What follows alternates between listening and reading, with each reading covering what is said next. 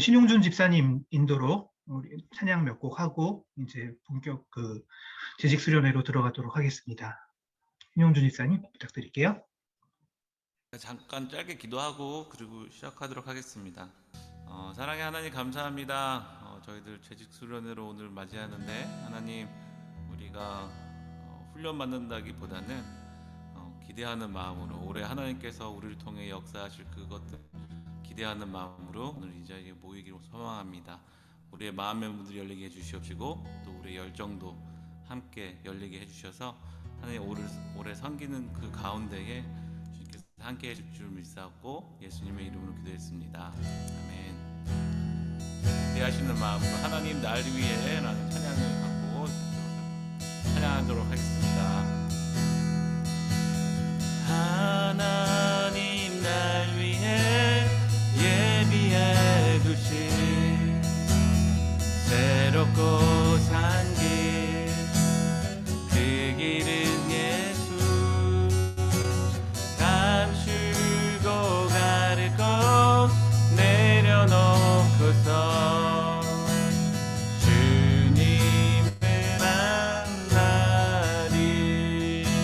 하나님 날 위해 하나님 날 위해 예비해 두신 새롭고 산 길 그 길은 예수 감추고 가르고 내려놓고서 주님을 만나리. 감추고 가르고 감추고 가르고 내려놓고서 주님을 만나리.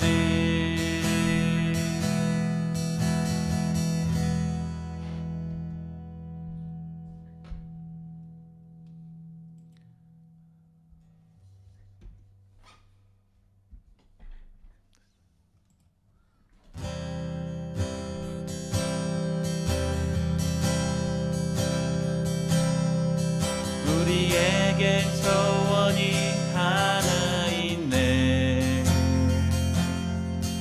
주님 다시 오실 그날까지 우리 가슴에 새긴 주의 십자가 사랑 주의 교회를 사랑케 하네.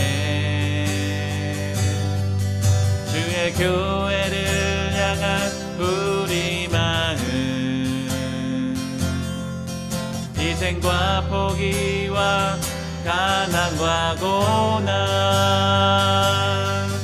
하물며 죽음조차 우릴 막을 수 없네. 우리 교회는 이 땅의 희망 교회를 교회되게 예배되게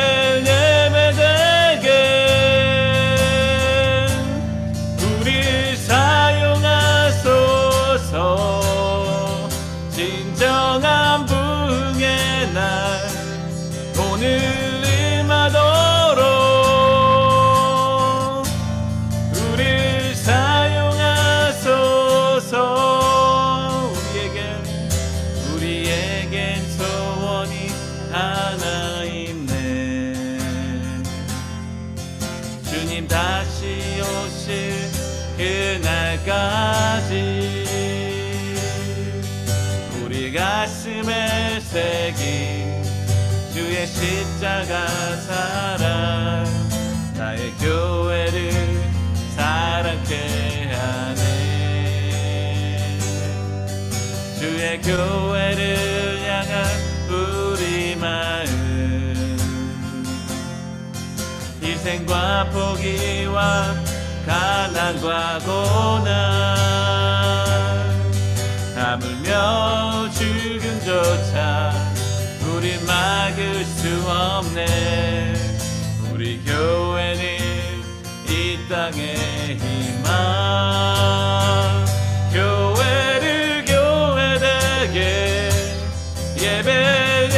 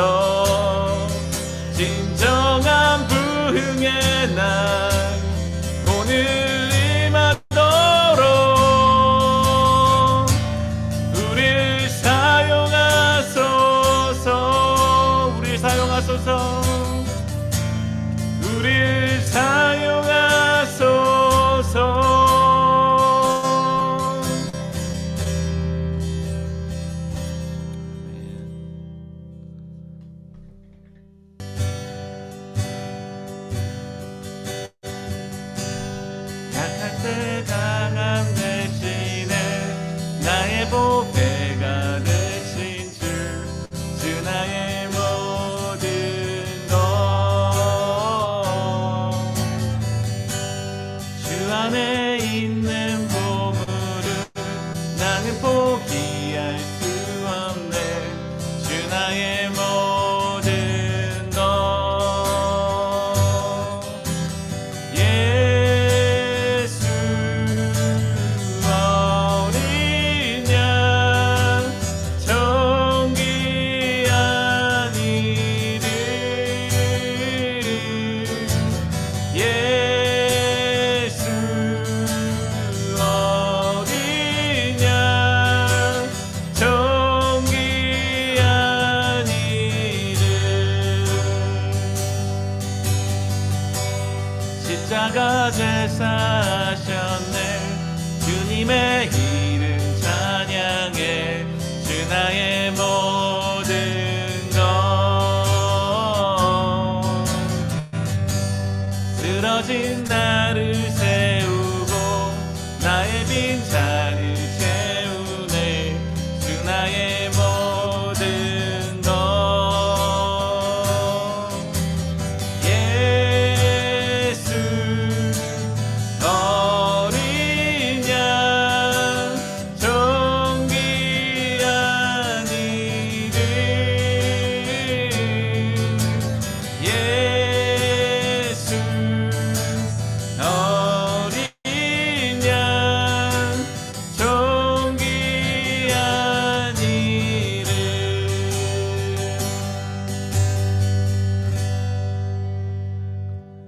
아멘. 기도하겠습니다. 할렐루야. 하나님 아버지 감사합니다. 하나님께서 태초부터 아버지 우리를 아시고 우리를 하나님 예수 그리스도를 통해서 아버지 하나님 부르신 은혜에 감사합니다.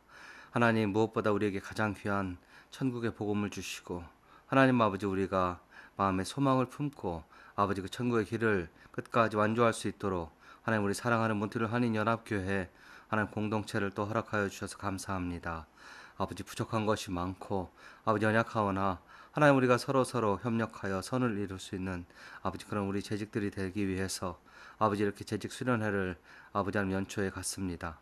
하나님 아버지 우리에게 아버지 하나님 새로운 마음과 새 성품과 새 성령을 부어주셔서 하나님 우리가 이제껏 옛 옷들은 갖고 있던 것이 있으면 벗어던지고 오직 하나님 주시는 새 옷을 입고 하나님 앞에 충성되이 헌신할 수 있는 귀한 우리 재직들이 다 될 수 있도록 하나님 이 시간 축복에 축복을 더하여 주시옵소서. 너희는 오직 마음을 새롭게 하라 하셨사오니 하나님 아버지 우리의 마음 가운데 오직 우리 성령 하나님만이 역사하시는 아버지 마음이 되게 하시고 아버지 우리의 모든 성전들이 깨끗하고 거룩하게 될 수 있도록 아버지 수련을 통해서 또 도전을 허락하시고 정결케 하시는 은혜가 있게 하여 주시옵소서. 하나님 아멘. 아버지 오늘 이 시간에 특별히 우리 귀한 우리 선명수 목사님을 아버지 우리가 초청하여서 하나님의 귀한 말씀을 듣고 또 도전을 받고 아버지 믿음을 키우려고 합니다. 하나님 우리 손 목사님께 성령의 충만함을 주시고 담대함을 주시며 무엇보다 하나님의 권능을 주셔서 아버지 하나님 이 짧은 시간이지만 아버지 하나님 이 귀한 시간을 통해서 하나님 우리 재직들 마음 가운데 아버지 불을 지필 수 있는 시간이 되게 하시고 혹시 우리 가운데 심지가 안에 박혀있던 아버지 우리 심령이 있습니까? 하나님의 시간 심지를 돋아주셔서 성령의 바람이 불 때 다 같이 불을 붙일 수 있는 이 귀한 시간 될 수 있도록 주님 축복하여 주시옵소서. 아버지 우리 아멘. 마음에 소망을 품고 이 시간 주님을 바라보니 주님 말씀하시고 하나님의 음성을 듣는 은혜의 시간이 되게 하여 주옵소서. 감사함의 모든 말씀 우리 주 예수 그리스도의 이름으로 간절히 기도하옵나이다. 아멘. 네. 아멘.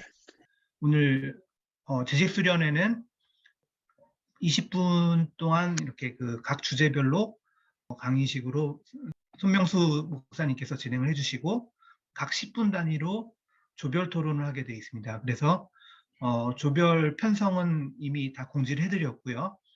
이따가 이제 그 각 조별 토의 시간에는 본인이 해당한 조로 가셔가지고 토의를 해주시고 10분이 되면 자동으로 이제 그 본 그 재직 수련회로 다시 돌아오게 됩니다. 그래서 각 조 편성된 대로 4번의 토론을 같이 하시게 되고요. 조장은 조원 중에서 뽑아서 해주시면 좋겠습니다. 누가 하셔도 괜찮기 때문에 꼭 이렇게 장로님들이나 이렇게 안 하셔도 되기 때문에 자율로 이렇게 진행해 주시면 되겠습니다. 그러면 김주신 목사님께서 우리 강사 목사님이신 손명수 목사님을 소개해 주시겠습니다. 우리 손명수 목사님, 네, 먼저 저희들 초청에 응해 주시고 바쁜 시간 내주신 거 감사를 드립니다. 손 목사님은 뭐 저하고 직접적인 공부를 같이 했다거나 같은 교단이거나 그런 건 없지만 그리스도 안에서 또 캐나다 안에서 이민교회를 섬기고 있는 목사로서 항상 같은 동역 의식을 느끼면서 옆에서 이렇게 지켜봤는데, 토론토 한인장로교회 담임 목사님이신데요. 토론토 한인장로교회는 우리 교회보다는 조금 늦게 태어났어요. 토론토에서는 장로교회 중에는 아마 가장 첫 번째 아닌가 싶어요. 그래서 역사를 보면 뭐 저희하고 같은 역사를 가지고 있고, 그리고 우리 캐나다 PCC에 또 한인 총회장도 내시고, 전임 목사님이 또 그런 역할을 하셨고, 손 목사님 오셔서 귀하게 또 교회를 세워나가시는데, 개인적으로 만나면 우리 신지동 권사님 어머니 장례식 때 내려가서 같이 예배하고 함께 차 마시면서 손 목사님하고 개인적으로 친분을 쌓았던 기억이 나고, 굉장히 편안하시고 낮은 자세로 섬겨주셨던 그런 기억이 납니다. 그래서 우리 손 목사님이 늘 마음속에 있었고요. 이 토론토 한인장로교회가 우리 교회 성도님들한테도 꽤 연이 있어요. 우리 이영근 권사님 따님 우리 유수진 집사도 가서 피아노도 하고 하여간 오래 섬겼어요. 오래 섬겼고, 그 다음에 저는 모르지만은 나형주 장로님이라고 지금 토론토 한인장로에 계신데 우리 교회 출신입니다. 그래서 지금 토론토 한인장로교회에서 선교부를 맡아서 장로님으로 열심히 또 일하고 계시고, 그리고 또 우리 주일학교를 지금 설교를 해주고 있는 헬렌 선교사님 있죠? 헬렌 황 선교사님. 또 헬렌 황 선교사님을 토론토 한인교회에서 협력 선교사로 올해부터 또 섬기기로 하셨고, 이렇게 저렇게 보면은 마치 친척 같은 그런 교회가 아닌가 싶고요. 그 다음에 또 우리 여러분 이윤선 집사님, 우리 송한기 집사님, 이윤선 집사님이 토론토 한인 장로교회 출신이시잖아요. 그래서 이윤선 집사님 오셔서 우리 송한기 집사님하고 얼마나 잘 섬겨 주십니까? 너무 감사하잖아요. 그래서 우리 목사님도 우리가 또 우리 집사님 네 분 보면 교회와 목사님을 알 수 있을 것 같아요. 그래서 주저없이 기회가 돼서 우리 손명수 목사님을 모셨습니다. 우리 성도님들 편안하게 뮤트 잠깐 푸시고요. 우리 목사님 이렇게 와주셔서 감사합니다 하고 박수로 환영하겠습니다. 네, 감사합니다. 감사합니다. 목사님 진행해 주시면 됩니다. 네, 이런 뜨겁고 열렬한 환영을 해주셔서 감사합니다. 교회가 너무 따뜻한 것 같아서 너무 좋고요. 목사님 말씀하신 대로 연합교회, 몬트리올 연합교회하고는 저희 교회는 굉장히 특별한 그 관련성이 많은 것 같아요. 제가 아는 바로는 몬트리올에서 오신 우리 성도님들이 꽤 많이 계시거든요. 꽤 많이 계시는데 아마 대부분 다 연합교회 출신들이 아니실까 이렇게 생각이 됩니다. 워낙 뭐 역사가 오래되셨고 또 저희 교회 계신 분들도 오랜 역사를 이민 역사를 가지고 계신 분들이 계셔서 아마 분명히 연합교회 출신이실 거라고 생각이 들고, 그분들이 또 잘 섬겨주시고 또 이렇게 해주셔서 저희 교회가 또 든든히 설 수 있어서 감사하고요. 또 우리 송한기 이윤선 집사님이 우리 대표로 가 있다고 생각을 하니까 감사하고 그래서 잘해야 되겠다. 우리 두 분이 잘해야 되겠다. 그런 생각도 듭니다. 오늘 아까 우리 찬양인도하신 집사님이 말씀하셨듯이 오늘 수련회인데요.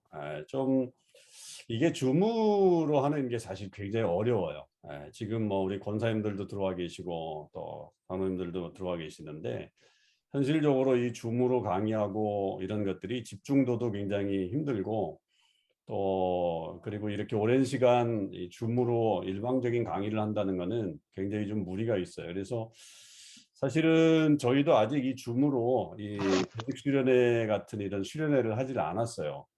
왜냐하면 뭐 저희도 연로하신 분들이 꽤 많으시거든요. 그 리더십에 계신 분들이. 그래서 이 줌 문화가 아직은 좀 익숙하지 않아서 그냥 저희들이 간단하게 어떤 뭐 소그룹 모임이나 아니면 제자 훈련이나 아니면 뭐 지금 진행되고 있는 어떤 기도회 같은 것들 뭐 그런 것들을 좀 줌으로 하고 있지, 나머지 이렇게 좀 대그룹이나 혹은 또 이렇게 재직들 전체를 모아놓고 하는 그런 프로그램은 하질 못했어요. 그래서 저는 언제나 이제 다시 열리면 꼭 해야 되겠다, 그래 대면으로 하는 게 좋겠다 이렇게 생각을 해서 좀 기다리다 보니까 한 2년이 지나가가지고 그런 훈련들을 한 2년 동안 거의 저희는 못했던 것 같아요.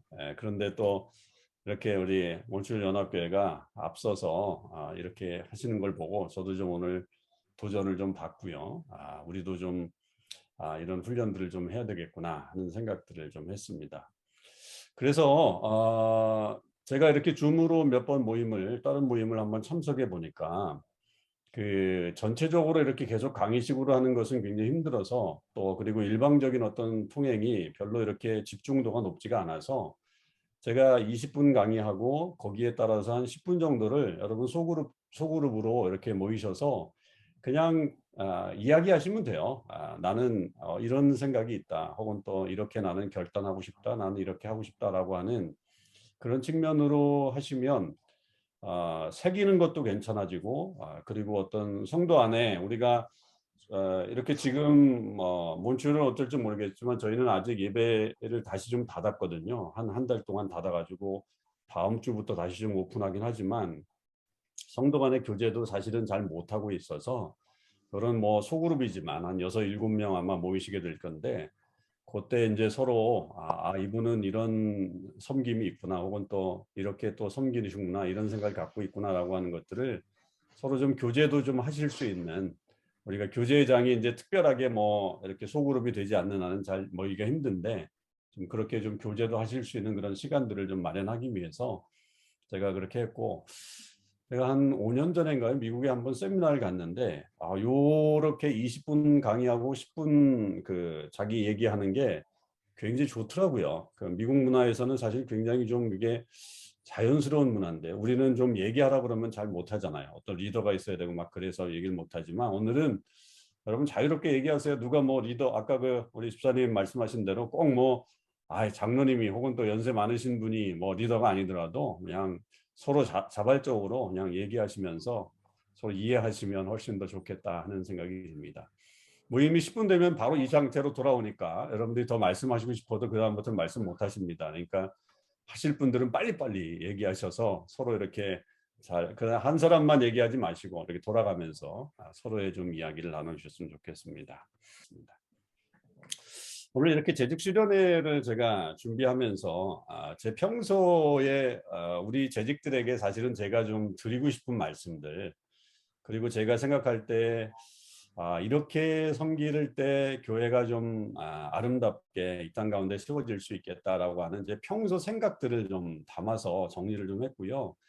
뭐 이 내용들을 이미 여러분들이 이 교환을 좀 받으셨지만 뭐 특별한 거 없네 라고 그렇게 말씀하실 수도 있어요. 그래서 뭐 제가 특별하게 오늘 뭐 여러분들에게 전혀 몰랐던 말씀들을 드리려고 하는 건 아니고요. 정말 이 시대가 믿음을 우리가 지켜나가기가 굉장히 힘들고 특별히 교회를 세워나가기가 굉장히 어려운 시대를 살고 있는 게 분명합니다. 지금은 교회 위기의 시대라고 해도 틀리지 않는데, 저는 이 교회가 가지고 있는 이 상징성이 너무나도 중요하기 때문에 우리가 어떻게 하면 우리가 다니는 이 교회를 올바로 세울 수 있을까, 그리고 그 교회를 통해서 하나님의 역사를 만들 수 있을까라고 하는 것들을 좀 많이 고민하고 있어서 좀 그 고민을 좀 여러분들하고 같이 좀 쉐어링을 하고, 또 뭐 몇 가지 제가 할 수 있는 제언이라고 한다면 또 그런 것들도 좀 나누면서 말씀을 좀 드리도록 하겠습니다. 오늘 제목이 제가 교회를 든든히 세우는 일꾼이다 라고 하는 그런 제목으로 여러분들에게 나눠드렸고요. 성경 말씀은 에베소서 4장 11절에서 12절 말씀을 제가 했는데 성경 말씀을 한번 펴보시면 좋겠어요. 에베소서 4장 11절 12절을 한번 펴보시면 익히 뭐 성경책을 아시고 계신 분들도 말씀을 아시는 분들도 계시겠지만 제가 한번 읽어드리면 그가 어떤 사람은 사도로 어떤 사람은 선지자로 어떤 사람은 복음 전하는 자로 어떤 사람은 목사와 교사로 삼으셨으니 이는 성도를 온전하게 하여 봉사의 일을 하게 하며 그리스도의 몸을 세우려 하심이라. 아멘. 이렇게 되어 있습니다. 그러니까 어떤 사람은 사도로 어떤 사람은 선지자로 어떤 사람은 복음 전하는 자로 어떤 사람은 목사와 교사로 이거는 오늘날의 교회의 어떤 직분들을 말할 수 있다고 생각해요. 그러니까 그 초대교회 당시에 있었던 그런 직분들인데 오늘날에 뭐 우리에게 맡겨진 여러 가지 직분들이 있잖아요. 장로로, 권사로, 집사로 뭐 이렇게 세워져서 우리가 섬기고 있는데 결국 이게 이제 그 초대교회에 세워졌던 어떤 그런 모습과 동일하다고 한다면 그 목적이 뭐냐? 성도를 온전하게 하고 봉사의 일을 하게 하고 그리고 마침내 그리스도의 몸을 세우려 하십니다라고 하는 거죠.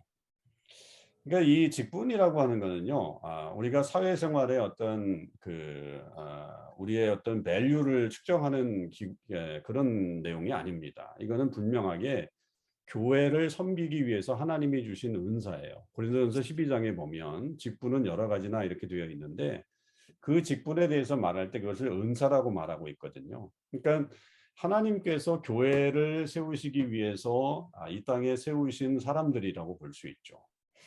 그런 측면으로 보면 그 은사가 사실은 기프트잖아요. 기프트, 그냥 선물, 그 카리스마타라고 하는데 헬라어로는 그렇게 보면 결국 우리의 이 섬김이 결국 우리에게 주신 이 직분은 교회를 세우기 위해서 하나님께서 우리에게 주신 은사라고 그렇게 봐야 합니다.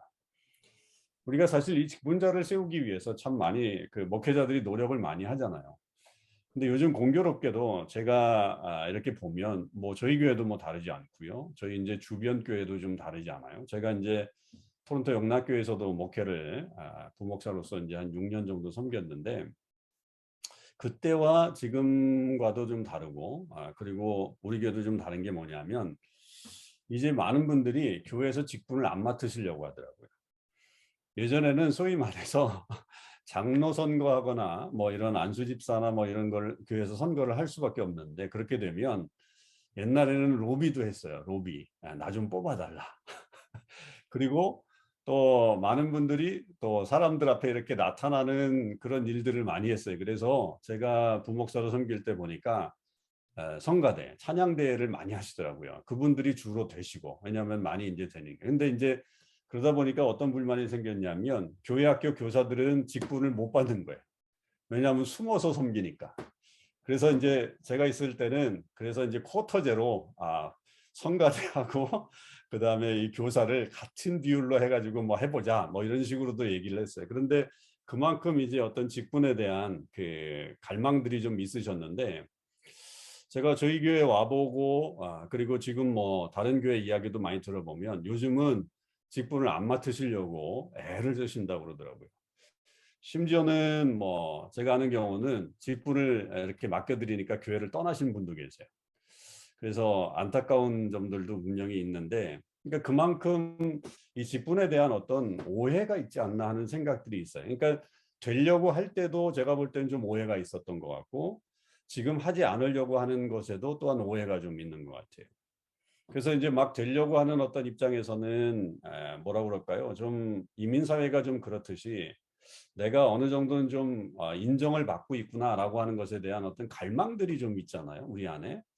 그러니까 그런 것에서 오는 어떤 뭐 좋은 면들도 있지만 또 그거에 반해서 그림자와 같은 좋지 않은 면들이 있어서 너무 과열되었던 그런 모습들이 좀 비춰졌다고 한다면 그게 이제 뭐 좋은 모습이기도 했지만 그러나 또 별로 이제 그리고 또 반대의 어떤 그런 모습들도 있었다고 한다면 요즘은 또 이렇게 너무 안 하려고 하니까 그렇게 되다 보면 결국 교회가 이렇게 바로 세워지지 않는 그런 일들이 있습니다. 그러니까 교회가 일꾼을 좀 세우고 싶은데도 막상 이렇게 어떤 일을 좀 하려면 그래도 좀 책임지고 일할 수 있는 사람들이 필요한데 또 그렇게 하지 않는 경우들이 생기다 보니까 교회가 조금 이렇게 무질서해지거나 아니면 좀 어떤 일들을 더 힘있게 감당할 수 있을 때 그것을 못하게 되는 일들이 벌어지게 되더라고요.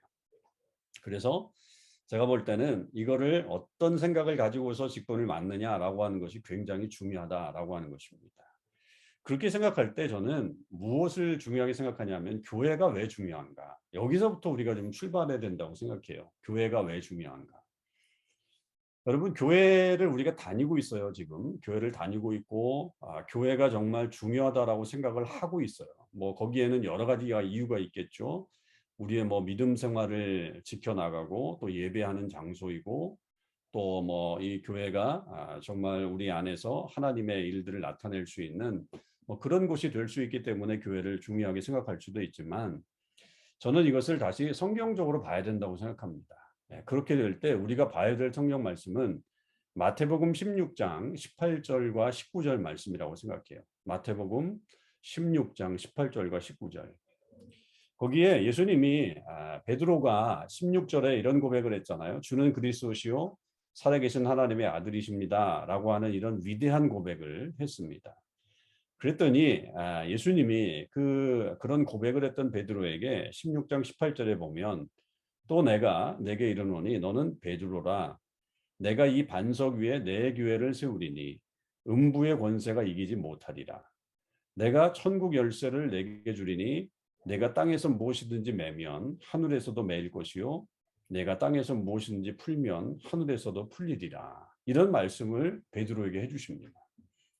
여기에 분명하게 예수님이 강조하시는 게 몇 가지가 있는데 첫째는 내 교회예요. 내 교회. 그러니까 베드로에게 이 반석 위에 내 교회를 세운다 그랬을 때 주님의 교회라는 거죠. 이 교회는. 그러니까 이 교회의 소유주가 누구냐? 교회의 소유주가 우리가 교단이 아니고요. 우리가 개인적인 어떤 공동체가 아니고요. 이 교회는 주님의 교회입니다. 그래서 심지어는 뭐 이름을 주님의 교회라고 지은 교회들도 있잖아요. 그러니까 이 주님의 교회라고 하는 것이 굉장히 중요하고요. 그리고 이 반석 위에 내 교회를 세운다 그래가지고 이 캐톨릭에서는 반석을 베드로라고 보고 베드로가 아주 기초석이라고 생각해서 초대 교황이 베드로죠. 초대 교황이.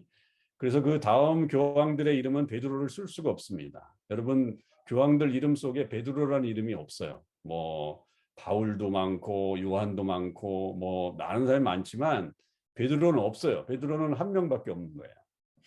그러니까 그 사람들은 아예 베드로라고 하는 사람 위에다가 세운다라고 그런 게 보지만 우리 이 개신교 쪽에서는 이 반석 위에 내 교회를 세운다 그럴 때 그 반석이 베드로라고 하는 것이지만 결국 우리는 뭐를 보냐면 베드로가 고백했던 믿음의 고백. 주는 그리스도시요 살아계신 하나님의 아들이십니다라고 하는 이 믿음의 고백이 있는 터전 위에 세워진 것이 바로 교회라고 보죠. 그러니까 그렇게 주님의 교회라고 하는 거예요. 그 믿음의 공동체로 모이는 공동체가 결국 교회고 거기에 세워지는 교회는 주님의 교회라고 하는 겁니다. 그래서 요즘 현대의 많은 목회자들이나 혹은 또 이 교회가 많이 욕을 먹는 이유들 중에 하나가 한국 교회도 그렇고 또 뭐 미국 교회나 뭐 어느 교회나 마찬가지인데 마치 그 교회의 주인이 어떤 담임 목사나 혹은 또 어떤 일부의 사람들이 됐기 때문에 그것으로 인해서 교회를 마치 자기 소유물처럼 생각하다 보니까 심지어 교회도 기업처럼 생각해서 아들에게 넘겨준다거나 뭐 이렇게 넘어가는 그런 형편들이 생기게 된 거죠. 저는 분명하다고 생각합니다. 그분들에게 있어서 교회의 주인이 과연 주님이실까? 정말 주님의 교회를 섬기는 걸까? 아니면 내 교회를 만들어가는 걸까라고 하는 그런 좀 의문이 좀 생기게 됩니다. 뭐 제가 어떤 일부 한 사람을 얘기해서 지칭해서 말하는 건 아니지만 보통 그렇게 생각이 좀 들어요. 그렇게 되세워진 교회, 주님의 교회라는 게 중요하고요. 그러니까 여러분 우리 한인연합교회도 이 교회가 누구의 교회? 주님의 교회라는 생각을 꼭 하셔야 됩니다. 그렇기 때문에 우리 안에 뭐 이권이 없어요. 교회 안에서는 내 이권을 가질 수가 없는 거예요. 내가 뭐 여기에 오랫동안 섬겼기 때문에 내가 헌금을 많이 했기 때문에 내가 이것을 뭐 저기 한다. 어떤 분은 제가 그런 얘기도 들어봤어요. 어떤 교회가 잘 나가다가 분열이 일어나게 되니까 그 분열이 일어나서 나가야 되는 어떤 장로님인가요? 그분이 교회 와가지고 그동안 내가 헌금했던 거 다 달라고 그렇게 해가지고 가는 분들도 있다 그래요. 저는 이거는 말이 안 된다고 생각합니다. 이거는 정말로 그러면 내가 무슨 기업에 투자한 거잖아요. 투자금 빼내려고 하는 그런 의도밖에 더 있겠어요. 그건 말이 안 되는 거죠. 그러니까 중요한 거는 이건 주님의 교회라고 하는 것. 내가 이권을 가질 수 없어요. 여기에 이제 중요한 게 뭐냐면 음부의 권세가 이기지 못한다. 그러니까 이 영적인 파워가 있다는 거예요. 교회는 영적인 파워가 있다는 겁니다. 음부의 권세가 이기지 못해요. 그러니까 이 사람들의 어떤 어떤 세속적인 어떤 욕망과 갈망들 그런 것들이 이 교회를 지배할 수 없다라고 하는 거죠. 그래서 중세교회가 타락을 했던 거고 그 중세교회의 타락을 다시 하나님의 말씀으로 돌렸던 것이 우리 개신교가 그렇게 이제 개혁을 일으키는 것이 종교개혁 아니겠어요? 그러니까 음부의 권세가 이기지 못하도록 해야 되는 어떤 그런 능력이 있는 데고 또 하나 이제 여기서 천국의 열쇠를 내게 주어서 무엇인지 땅에서 매면 하늘에서도 매이고 땅에서 풀면 하늘에서도 풀린다라고 하는 거죠. 그래서 뭐 이걸 가지고서 뭐 베드로가 천국의 열쇠를 가지고 있어서 우리가 천국에 가려면 베드로에게 또 노크를 해야 된다. 뭐 이렇게 생각하는 분들이 있는데 그렇지 않아. 이게 무슨 말이냐면 결국 이 교회라고 하는 것이 주님이 세우신 내 교회, 주님의 교회라고 하는 것은 결국 무엇과 연결되어 있느냐? 하늘과 맞닥뜨려 있다. 하늘과 직통하고 있다는 거예요. 그러니까 하늘의 권세를 이 교회가 가지고 있는 것이고 교회가 그 권세를 가지고서 사람들에게 뭘 보여줄 수 있느냐 하면 이 세상에 천국을 보여줄 수 있다는 거죠. 그러니까 하나님 나라를 어디서 보여줄 수 있느냐? 저는 교회가 보여줄 수 있다고 생각해요. 그래서 교회가 풀면 하늘에서도 풀리고 교회에서도 매이면 하늘에서도 매인다고 하는 그런 말씀은 분명히 이 땅에 하나님께서 교회를 세우신 이유는 하나님 나라를 이 땅 가운데 구현시키도록 만들어 놓은 곳이 바로 교회라고 하는 사실입니다. 그래서 요한계시록에 보면 교회가 굉장히 중요한데 교회가 이 땅 가운데 세워진 어떤 영적인 전투의 최전선에 서 있는 그런 사람들이라 그런 존재다라고 그런 것을 명심하게 하죠. 그래서 끝까지 그 증인의 역할들을 감당해야 된다라고 하는 것을 요한계시록에 아주 매우 강조하고 있는 그런 내용들입니다. 그래서 여러분 이 교회가 단순히 그냥 나는 교회 나가라고 하는 것을 우리가 생각하는 게 아니라 이건 주님의 교회야. 우리의 믿음의 반석 위에 세워진 주님의 교회고 여기서는 음부의 권세가 이기지 못하는 거고 그리고 나아가서 이것은 바로 하나님 나라를 연결하는 그런 통로가 되는 아주 하나님 나라와 직결되어 있는 그런 곳이다라고 하는 것을 우리가 알고 그 하나님 나라를 교회 안에서 형성해 나가야 된다라고 하는 것이 굉장히 중요한 우리의 사명과도 같은 일이라고 하는 거죠. 그런 이제 교회가 그 바울이 무엇을 강조했느냐면 그 교회의 어떤 모습 중에 중요한 게 이제 그리스도의 몸이라고 하는 개념을 그가 설명을 했죠. 이 그리스도의 몸이라고 하는 개념은 에베소서 1장 22절과 23절에 나와 있습니다. 에베소서 1장 22절과 23절. 또 만물을 그의 발 아래 복종하게 하시고 그를 만물 위에 교회의 머리로 삼으셨느니라. 교회는 그의 몸이니 만물 안에서 만물을 충만하게 하시는 이의 충만이니라. 여기에 분명히 바울이 교회는 그의 몸이다, 그리스도의 몸이다 라고 그렇게 말씀하고 있습니다. 그리고 교회의 머리로 그리스도가 세워졌다. 그렇게 말하고 있죠. 그래서 이것을 통해서 우리는 이 교회의 어떤 개념을 건물이라고 하는 개념에서 탈피해야 합니다. 건물이 중요하기도 하지만 여러분 건물이 교회는 아닙니다. 그러니까 우리가 한인연합교회가 어디야 그렇게 얘기했을 때 뭐 어디 번지수가 있겠죠. 그 번지수에 있는 거야. 가령 뭐 저희는 67 스칼스데일 로드에 있는 우리 교회 아주 뭐 잘 지어진 제 뒤에 보이는 교회가 이제 저희 교회거든요. 근데 이제 이런 교회를 말할 수 있죠. 건물이 그 교회가 어디 있어 라고 하면서 말할 수 있지만 이 그리스도의 몸이고 그리고 그리스도가 그 교회의 머리가 되신다라고 하는 것은 한마디로 얘기하면 유기체예요. 올게니즘이에요. 올게니즘. 그러니까 만약에 예수님이 이것을 교회를 건물로다가 말씀하셨다고 한다면 뭐 건물 뭐 어떻게 지어라 이렇게 얘기하셨을지 모르겠어요. 그런데 예수님은 그렇게 생각하신 게 아니에요.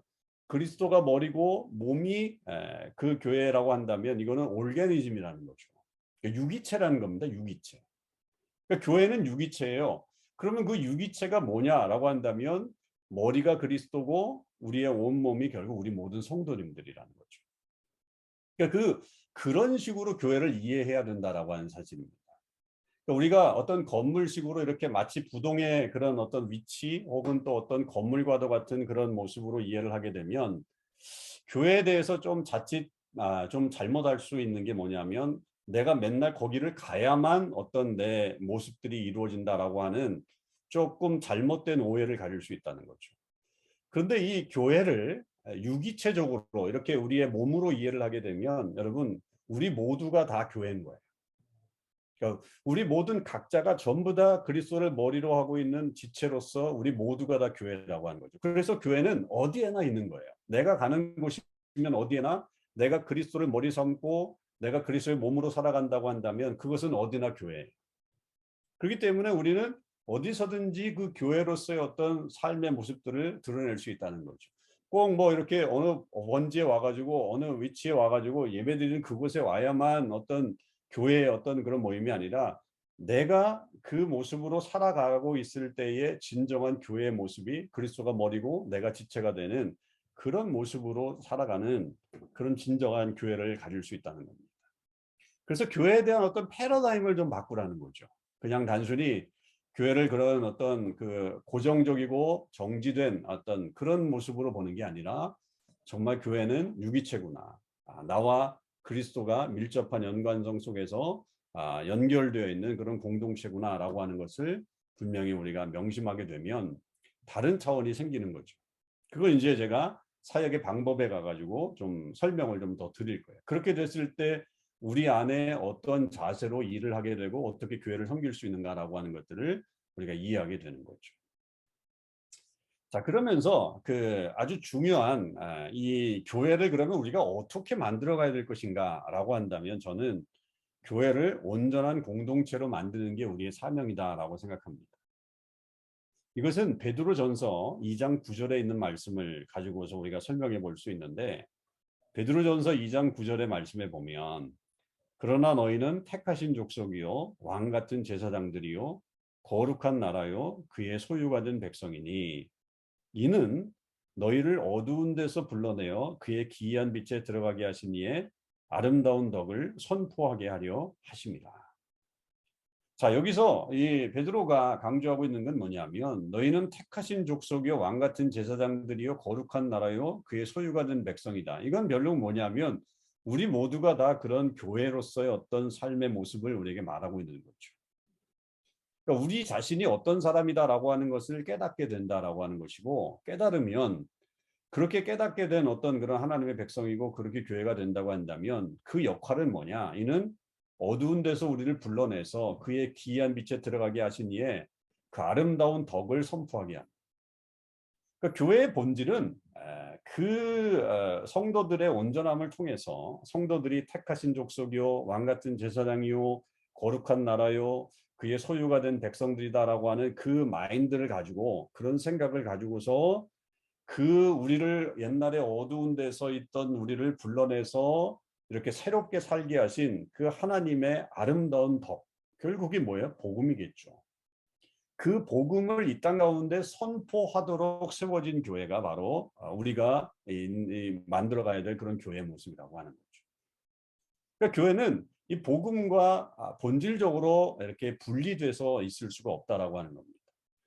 그러니까 교회를 세상의 어떤 조직과 가장 많이 이렇게 구분할 수 있는 가장 현격하게 구분할 수 있는 그 방법은 그곳에서 과연 복음이 전해지고 있는가, 복음이 나타나고 있는가, 그것을 통해서 정말 하나님의 아름다운 모습들이 드러나고 있는가라고 하는 것이 세상 가운데 비춰줘야 그게 교회라고 하는 겁니다.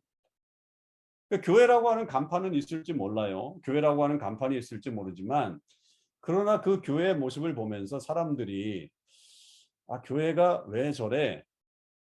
라고 하는 그런 교회가 돼서는 안 된다는 거죠. 세상 사람들도요. 교회에 대한 기대감이 있더라고요.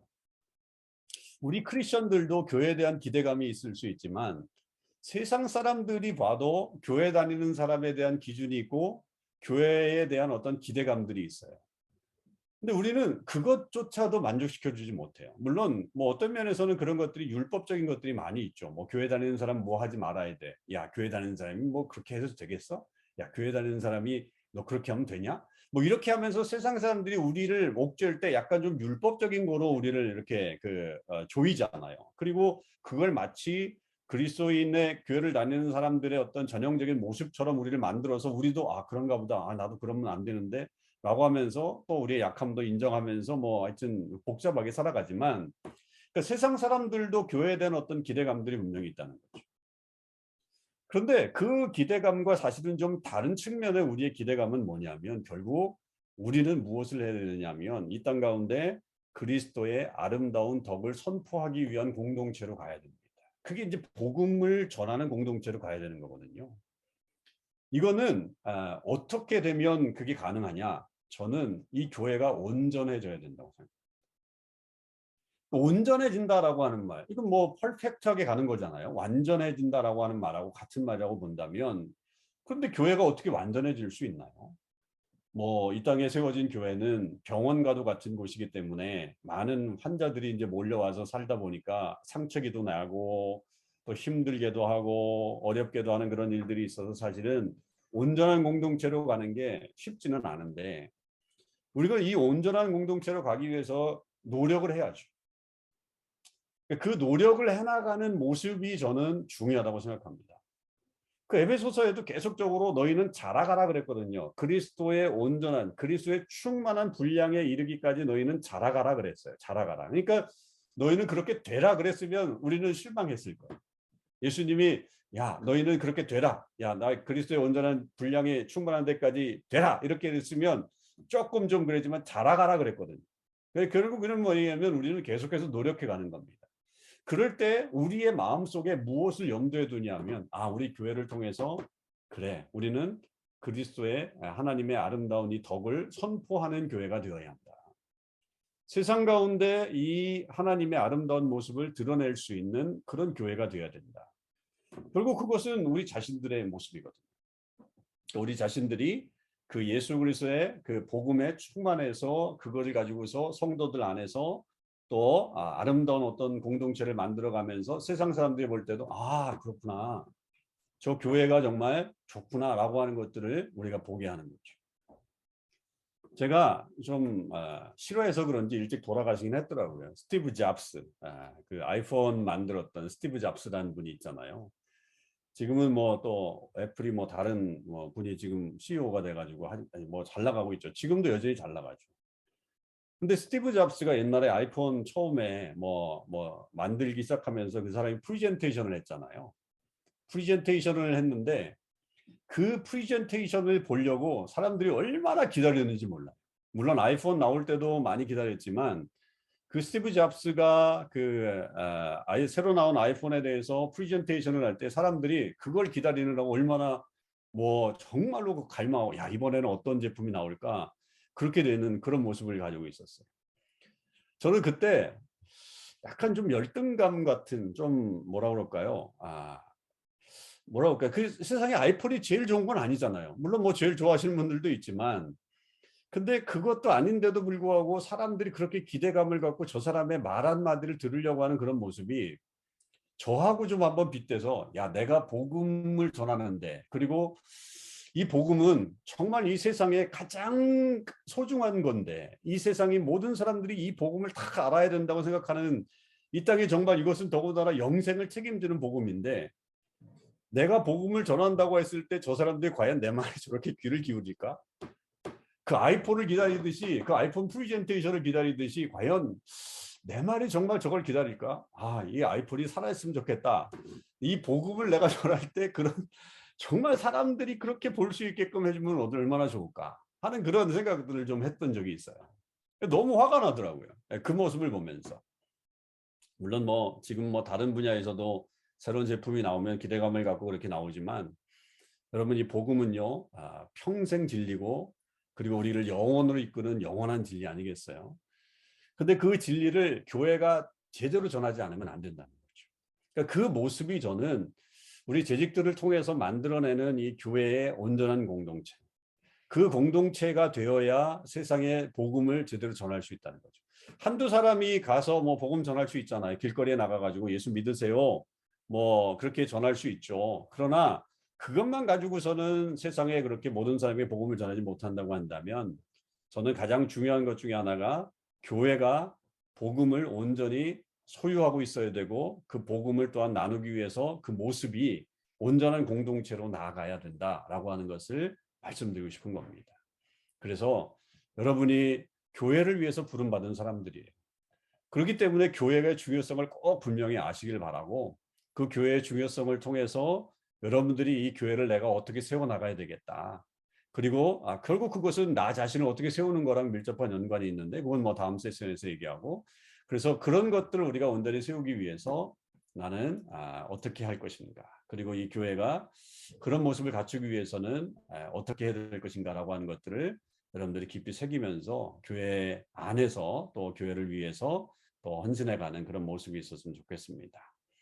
네, 첫 번째 세션은 여기까지 하도록 하고요. 여러분들이 각자 그래서 나에게 교회는 지금까지 어떤 곳이었는데 제가 말씀드린 걸 통해서 새롭게 한번 좀 생각해 봤던 것들이 무엇인지 그리고 내가 교회를 그렇게 생각했다면 앞으로 교회에 대해서 어떤 공동체를 만들어 가야 될 것인가 하는 것들을 한번 좀 한 10분 동안 여러분들이 각자 소그룹에서 쉐어링 해주시면 감사하겠습니다.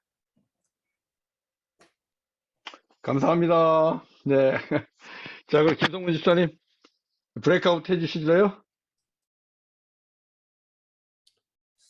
네, 여러분 다시 불려 나오셨네요.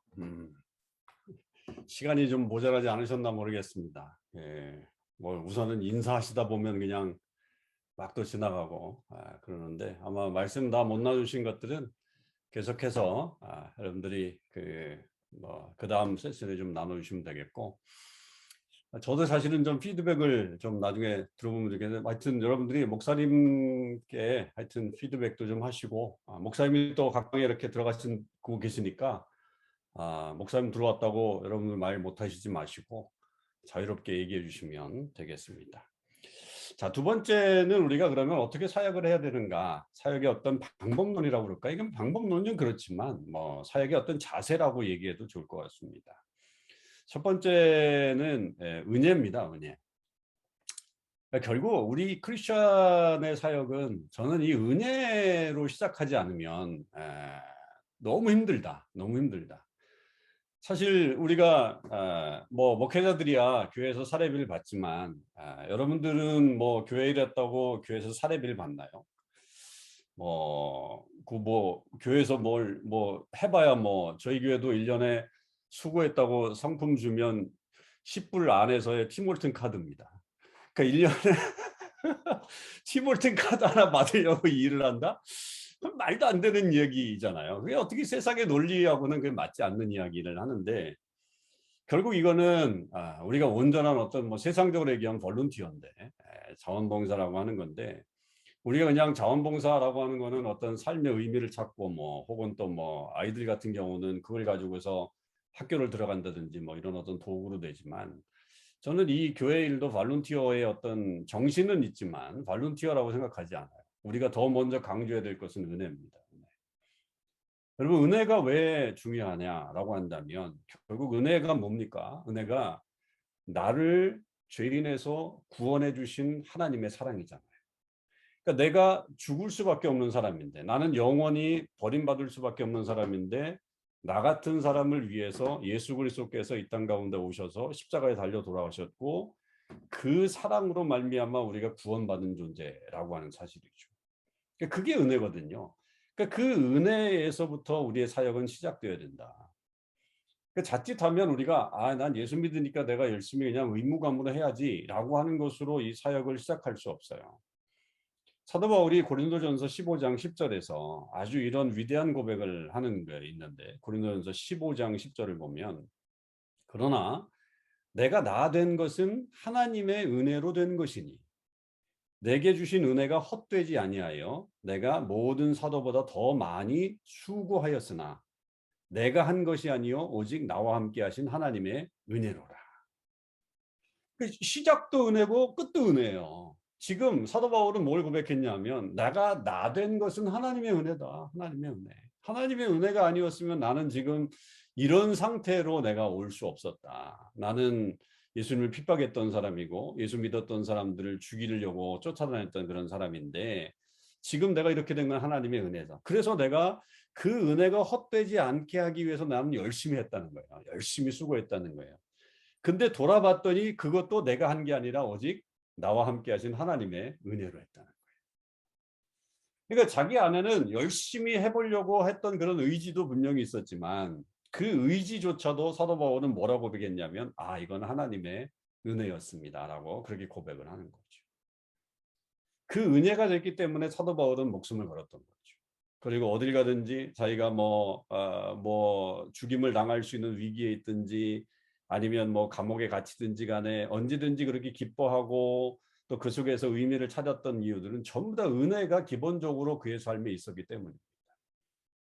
그럼 우리가 교회 일을 해나갈 때, 특별히 재직으로 섬겨나갈 때 가장 중요한 게 저는 이 은혜의 삶을 사는 거예요. 은혜를 고백하는 삶이 가장 중요하다고 생각해요. 은혜로 시작하시고 은혜로 마치세요. 여러분 그냥 입술에서 이거 하나님의 은혜야 라고 그렇게 고백하는 것도 물론 거기서부터 시작하지만 그것뿐만이 아니라 정말 돌아보니 하나님의 은혜였구나 라고 하는 것을 여러분들이 진심으로 고백할 수 있을 정도로의 그런 은혜의 감격 속에 살아가는 게 중요합니다. 그래서 은혜가 우리의 사역의 가장 최우선의 방법이다. 두 번째는 헌신이에요. 헌신. 그래서 이제 우리가 이 재직 헌신할 때마다 여러분 재직들에 대해서 얘기할 때마다 가장 많이 인용하는 구절 두 구절이 있어요. 그게 고린도전서 4장 2절하고 계시록 2장 10절이잖아요. 고린도전서 4장 2절은 맡은 자에게 구할 것은 충성입니다. 그리고 요한계시록 2장 10절은 죽도록 충성하라 이 말이잖아요. 그건 여러분들이 여태까지 그냥 모든 헌신자들 예배나 혹은 또 이런 모든 것에서 다 들어봤던 그래서 충성 우리가 충성은 진짜 어린 시절 학교 다닐 때 정말 나라에 충성하고 부모에 효도하자 이게 우리의 캐치프레이즈 아니었습니까? 그래서 이 충성에 대한 부담감이 있어요. 우리 한국 사람들은 특별히 이 충성에 대한 부담감이 있는 거예요. 나라에 충성해야 된다라고 하는 것처럼 마치 교회에 충성하는 것에 대한 어떤 개념을 자칫 어떤 분들은 목사에게 충성하는 것처럼 생각하는 분들이 있어요. 그래서 목사를 맹목적으로 추종하는 사람들이 있다고요. 야, 충성해야지. 그래서 야, 목사님 말씀은 하나님 말씀이야. 그러면서 하여튼 목사님의 말을 이렇게 정말 지키고 그 말씀대로 순종해야 돼. 그럼 감사한 일입니다. 그런 믿음대로 되는 거예요. 그런 분들은 또 믿음대로 되는 거예요. 그러나 저는 목사에게 충성하라는 말로 이 말씀을 드리는 게 아니에요. 충성이라고 하는 게 뭔지 아세요? 여러분 갈라디아서 5장 22절 우리가 잘 알듯이 성령의 열매가 나오잖아요. 성령의 9가지 열매가 나와요. 사랑, 희락, 화평, 오래 참음, 자비, 양선, 충성, 온유와 절제. 거기에 보면 충성이 나온단 말이에요. 충성. 놀랍죠? 그러니까 성령의 열매 안에 충성이라는 게 나온단 말입니다. 그러니까 성령의 또 열매라고 하는 것은요, 여러분 내가 이걸 맺어야지 하면서 맺어지는 게 아니에요. 성령의 열매는 어떻게 보면 가지된 나무된 주님께 우리가 붙어 있는 가지만 되면 자동적으로 열매는 맺히게 돼 있어요.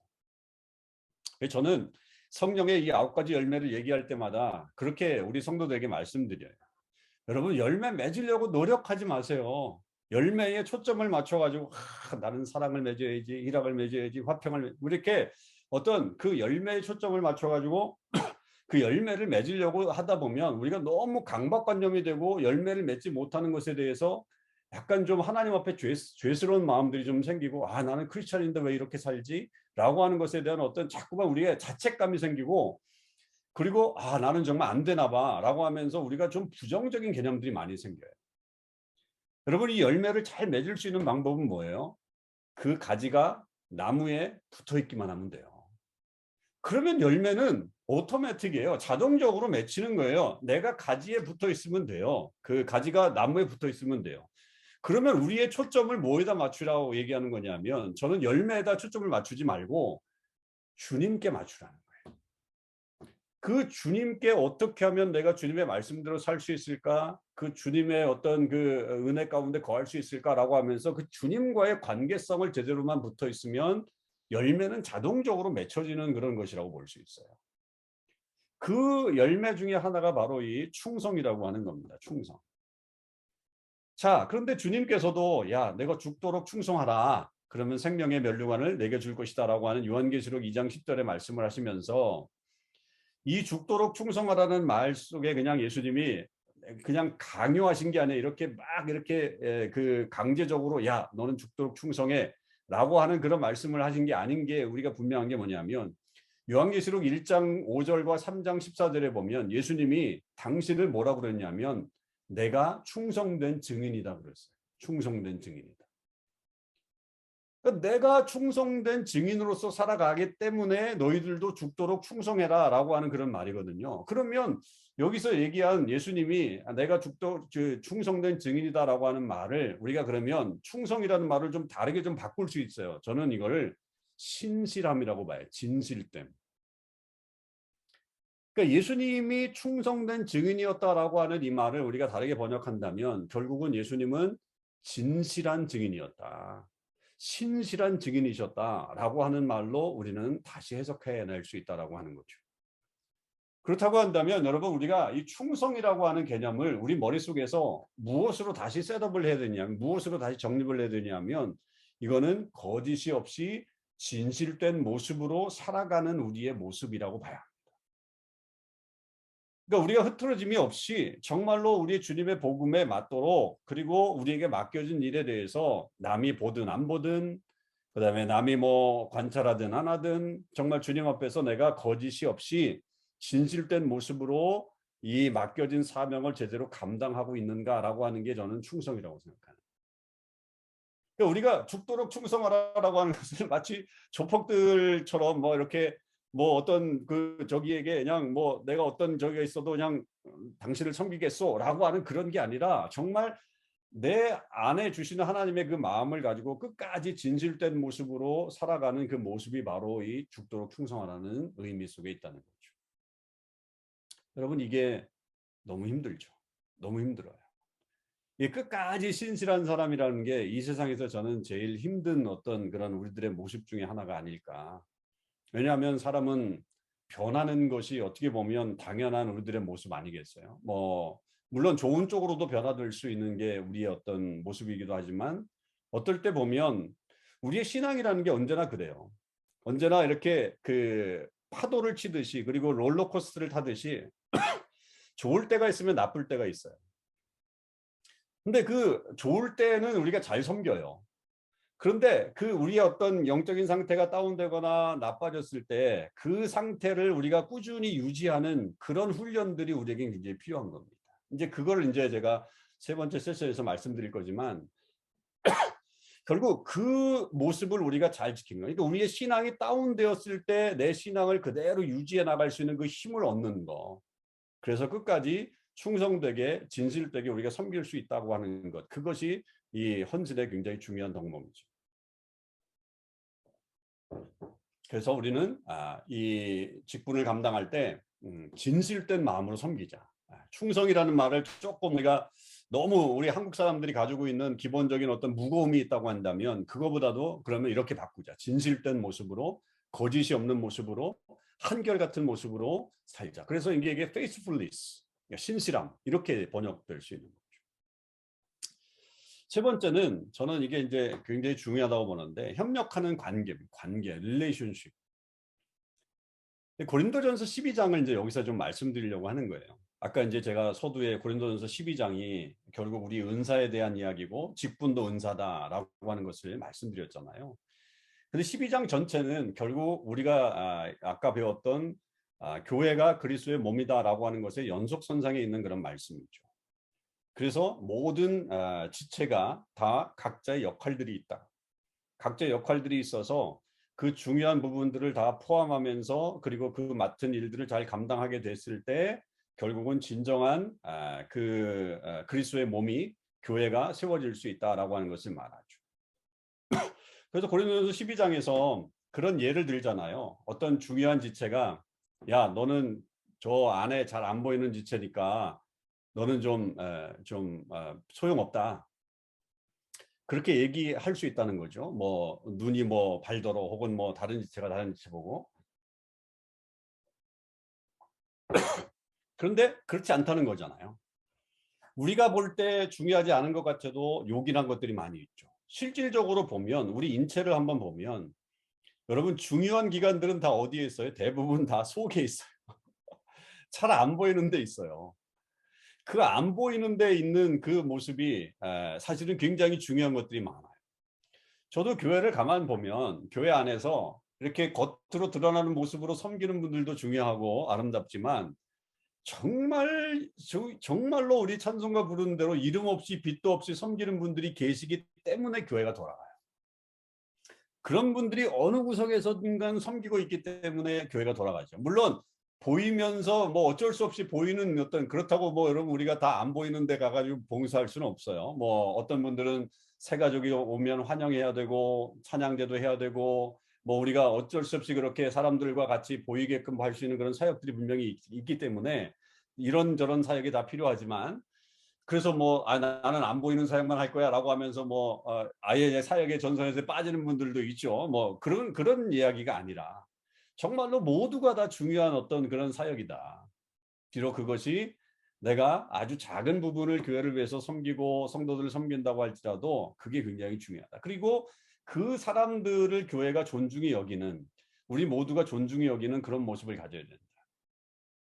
그럴 때 제가 좀 강조하고 싶은 말씀은 야고보서 1장 19절에 야고보서 1장 19절, 거기에 보면 어떤 말씀이 있느냐 하면 야고보서 1장 19절에 사람마다 듣기는 속히 하고 말하기는 더디하며 성내기도 더디하라, 이런 말씀이 있어요. 사람마다 듣기는 속히 하고 말하기는 더디하며 성내기도 더디하라. 우리 크리스천들이 제일 좀 보완해야 될 그런 모습, 우리가 뭐 좋은 신앙인들로서 이렇게 살아가고 있지만 좀 우리가 보완해야 될 모습도 우리가 좀 많이 좀 생각하고 좀 바꿔나가야 될 모습이, 저는 듣는 삶을 좀 많이 해야 된다라고 생각합니다. 그러니까 남의 이야기를 좀 들어야 돼요. 남의 이야기를 좀 듣는다고 하는 거는 그 사람의 영향력을 받으라는 얘기가 아니라 그 사람의 말을 들어줌으로 인해서 그 사람을 이해할 수 있도록 해줘야 된다고 하는 거죠. 그런데 우리 크리스천들이 사실은 많은 분들이 내 이야기를 하는 것을 너무너무 좋아하고, 어떤 분들은 심지어는 말을 안 하고 있는데도 말을 하고 있는 분들이 계세요. 무언의 언어죠. 무언의 언어. 참 그게 어렵더라고요. 이게 신앙생활하고 또 대인관계에 나가면서 그런 것들이 전혀 좀 쉽지 않더라고요. 그러니까 이 교회에 그런 그 이야기들이 있었잖아요. 옛날에 그 뭐 크리스천들은 물 떠내려가면 입술만 뜬다. 입술만 뜬다. 그랬더니 이제 뭐 이것도 옛날 얘기지만 어떤 분들이 이제 그 다음 지나가서 야 이제 가라앉는데, 입술도 가라앉는데 가라앉아가지고 물고기랑 얘기한다. 그럴 정도로 말하는 걸 좋아한다, 우리 크리스천들이. 그래서 세상 사람들도 그러잖아요. 야, 나 교회 다니는 사람 치고 말 못하는 사람 내가 본 적이 없다, 이렇게 얘기하잖아요. 여러분, 이게 좋은 얘기로 다 들려오는 경우도 거의 없어요. 제가 들어본 바로는 그 세상 사람들의 얘기 중에 야, 교회 다니는 사람 치고 말 못하는 사람 없어. 이거를 정말 교회 다니면 나도 말 좀 잘해봐야지. 나도 교회 다녀가지고 말을 좀 잘해봐야지. 이렇게 아주 어드마이어 하는 분들은 거의 없어요. 대부분 보면 비아냥거리는 거죠. 비아냥거리는 거죠. 그게 무슨 말이에요? 크리스천은 말만 하지 행동이 없다는 거죠. 말은 잘하는데 그만큼 행동이 없다는 거예요. 그건 뭐 세상 사람들이 우리를 그렇게 평가하더라도 뭐 우리가 열심히 또 신앙생활을 해나가고 또 그런 실천해 나가면 되는데, 저는 교회 안에서 우리의 어떤 공동체 안에서 중요한 건 뭐냐면 다른 사람의 말을 좀 들어주자. 특히 뭐 연세 드신 분들도 여기 많이 계시지만 좀 젊은 사람들의 이야기들을 좀 많이 들어줬으면 좋겠어요. 요즘 젊은 사람들의 뭐 그 참 생각을 어르신들이 따라가기가 너무 힘들잖아요. 그렇게 얘기하면 어르신들이 자꾸만 얘기하면 이제 그 라떼는 이런 얘기가 나오잖아요. 그래가지고 이제 나는 오늘도 라떼를 많이 먹었다. 어르신 얘기를 듣느라고 너무 고생했다. 이렇게 하면서 이제 사람들이 그런 걸 요즘 점점 젊은이들이 싫어하잖아요. 그러니까 좀 뭐 나이가 어리든지 뭐 혹은 또 신앙 연륜이 작더라도 신앙 연륜이 깊지 않더라도 그분들의 이야기를 좀 많이 들어줬으면 좋겠고, 그리고 그 의사소통의 가장 중요한 것 중에 하나가 결국은 그 사람들과 협력해서 일을 해나갈 때 내 말을 강요하기보다는 그 사람들의 말을 들어주는 모습을 좀 가지면 좋겠다라고 하는 겁니다. 그러니까 그렇게 서로 이야기를 들어주게 됐을 때 사실은 교회 공동체가 건강해지게 돼요. 그리고 관계도 굉장히 좋아지게 돼요. 근데 계속해서 내 말만 하게 되면 안 되는 거예요. 그래서 우리가 소그룹을 해봐도 우리 소그룹을 해보면 꼭 그 소그룹을 주도하시는 분들이 계세요. 그러니까 물론 우리가 소그룹을 했을 때 말을 좀 많이 안 하게 되니까 좀 그 분위기가 좀 이상해지니까 그분은 그 분위기를 풀려고 그렇게 말씀하실 수도 있지만, 그러나 그 한 분이 계속적으로 얘기를 하게 되면 결국은 그게 어느 정도 지나게 되면 그거에 대해서 사람들이 다 실증을 내게 되죠. 그래서 여러분, 우리가 좀 많이 들어줬으면 좋겠다. 그리고 그 사람들의 말을 듣고 같이, 그러면 만약에 어떤 문제라고 하거나 아니면 그 마음의 속마음이라고 한다면 그것들을 좀 함께 좀 풀어주고 같이 일을 해나가고, 내 한 공동체다, 우리는 정말로 하나의 교회 공동체다라고 하는 그런 사실들을 여러분들이 함께 맛볼 수 있었으면 좋겠습니다. 그래서 우리가 헌신하는 이 사역의 방법은 세 가지다. 은혜로 출발하자. 은혜로 출발하고, 그리고 신실하자. 헌신하자라고 하는 말을, 우리가 충성된 말을 신실하자. 끝까지 신실한 모습으로 우리가 이 일을 감당하자. 그리고 무엇보다도 협력하자. 그래서 무엇보다 다른 사람들의 말을 들어주고 정말로 그 보이지 않는 곳에서 일하는 그런 분들의 이야기까지 다 들어주면서 그렇게 아름다운 공동체를 만들어가는 것이 우리들의 사역의 모습이다라고 하는 것입니다. 자, 이제부터 또 다시 한 10분여 동안 여러분들 소그룹으로 가셔가지고 여러분들이 섬김으로 느끼셨던 기쁨의 그런 모습들도 좀 나눠주셨으면 좋겠고, 또 오늘 이 말씀 들으면서 그래, 나는 이 부분을 조금 더 내가 좀 잘 해봐야 되겠다라고 하는, 그리고 이런 각오가 좀 있다라고 하는 것들을 여러분 다시 한번 쉐어링을 해주시고 돌아오시면 되겠습니다. 자, 제가 이제 48분까지만 우선은 그 세 번째, 네 번째 세션 강의를 다 하고요. 여러분들한테 마지막 10분 드리고 제가 목사님? 나머지. 네. 우리 찬양 하나 준비했는데 네. 너무 앉아서 또 이야기만 하니까 오케이. 찬양 하나 하고 목사님 해주시죠. 그러세요. 네. 예.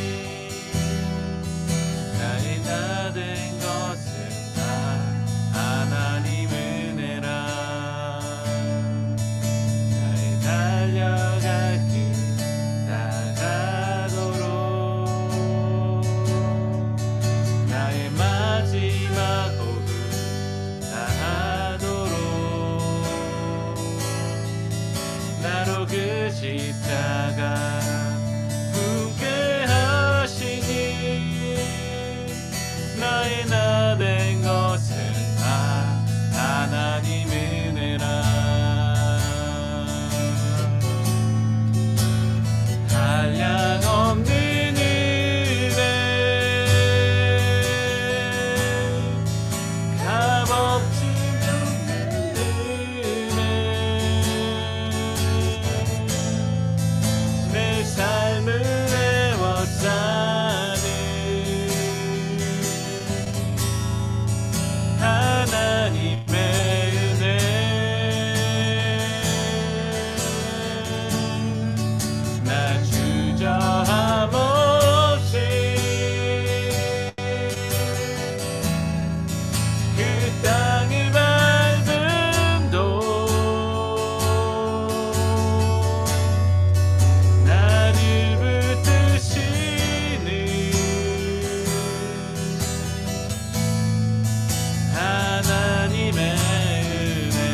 한량없는 은혜 한량없는 은혜 갚을 길 없는 은혜 내 삶을 애워싸는 하나님의 은혜 나 주저함없이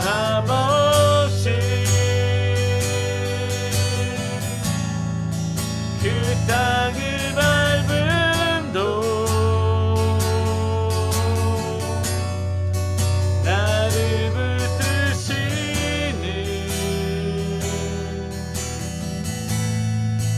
하나님의 은혜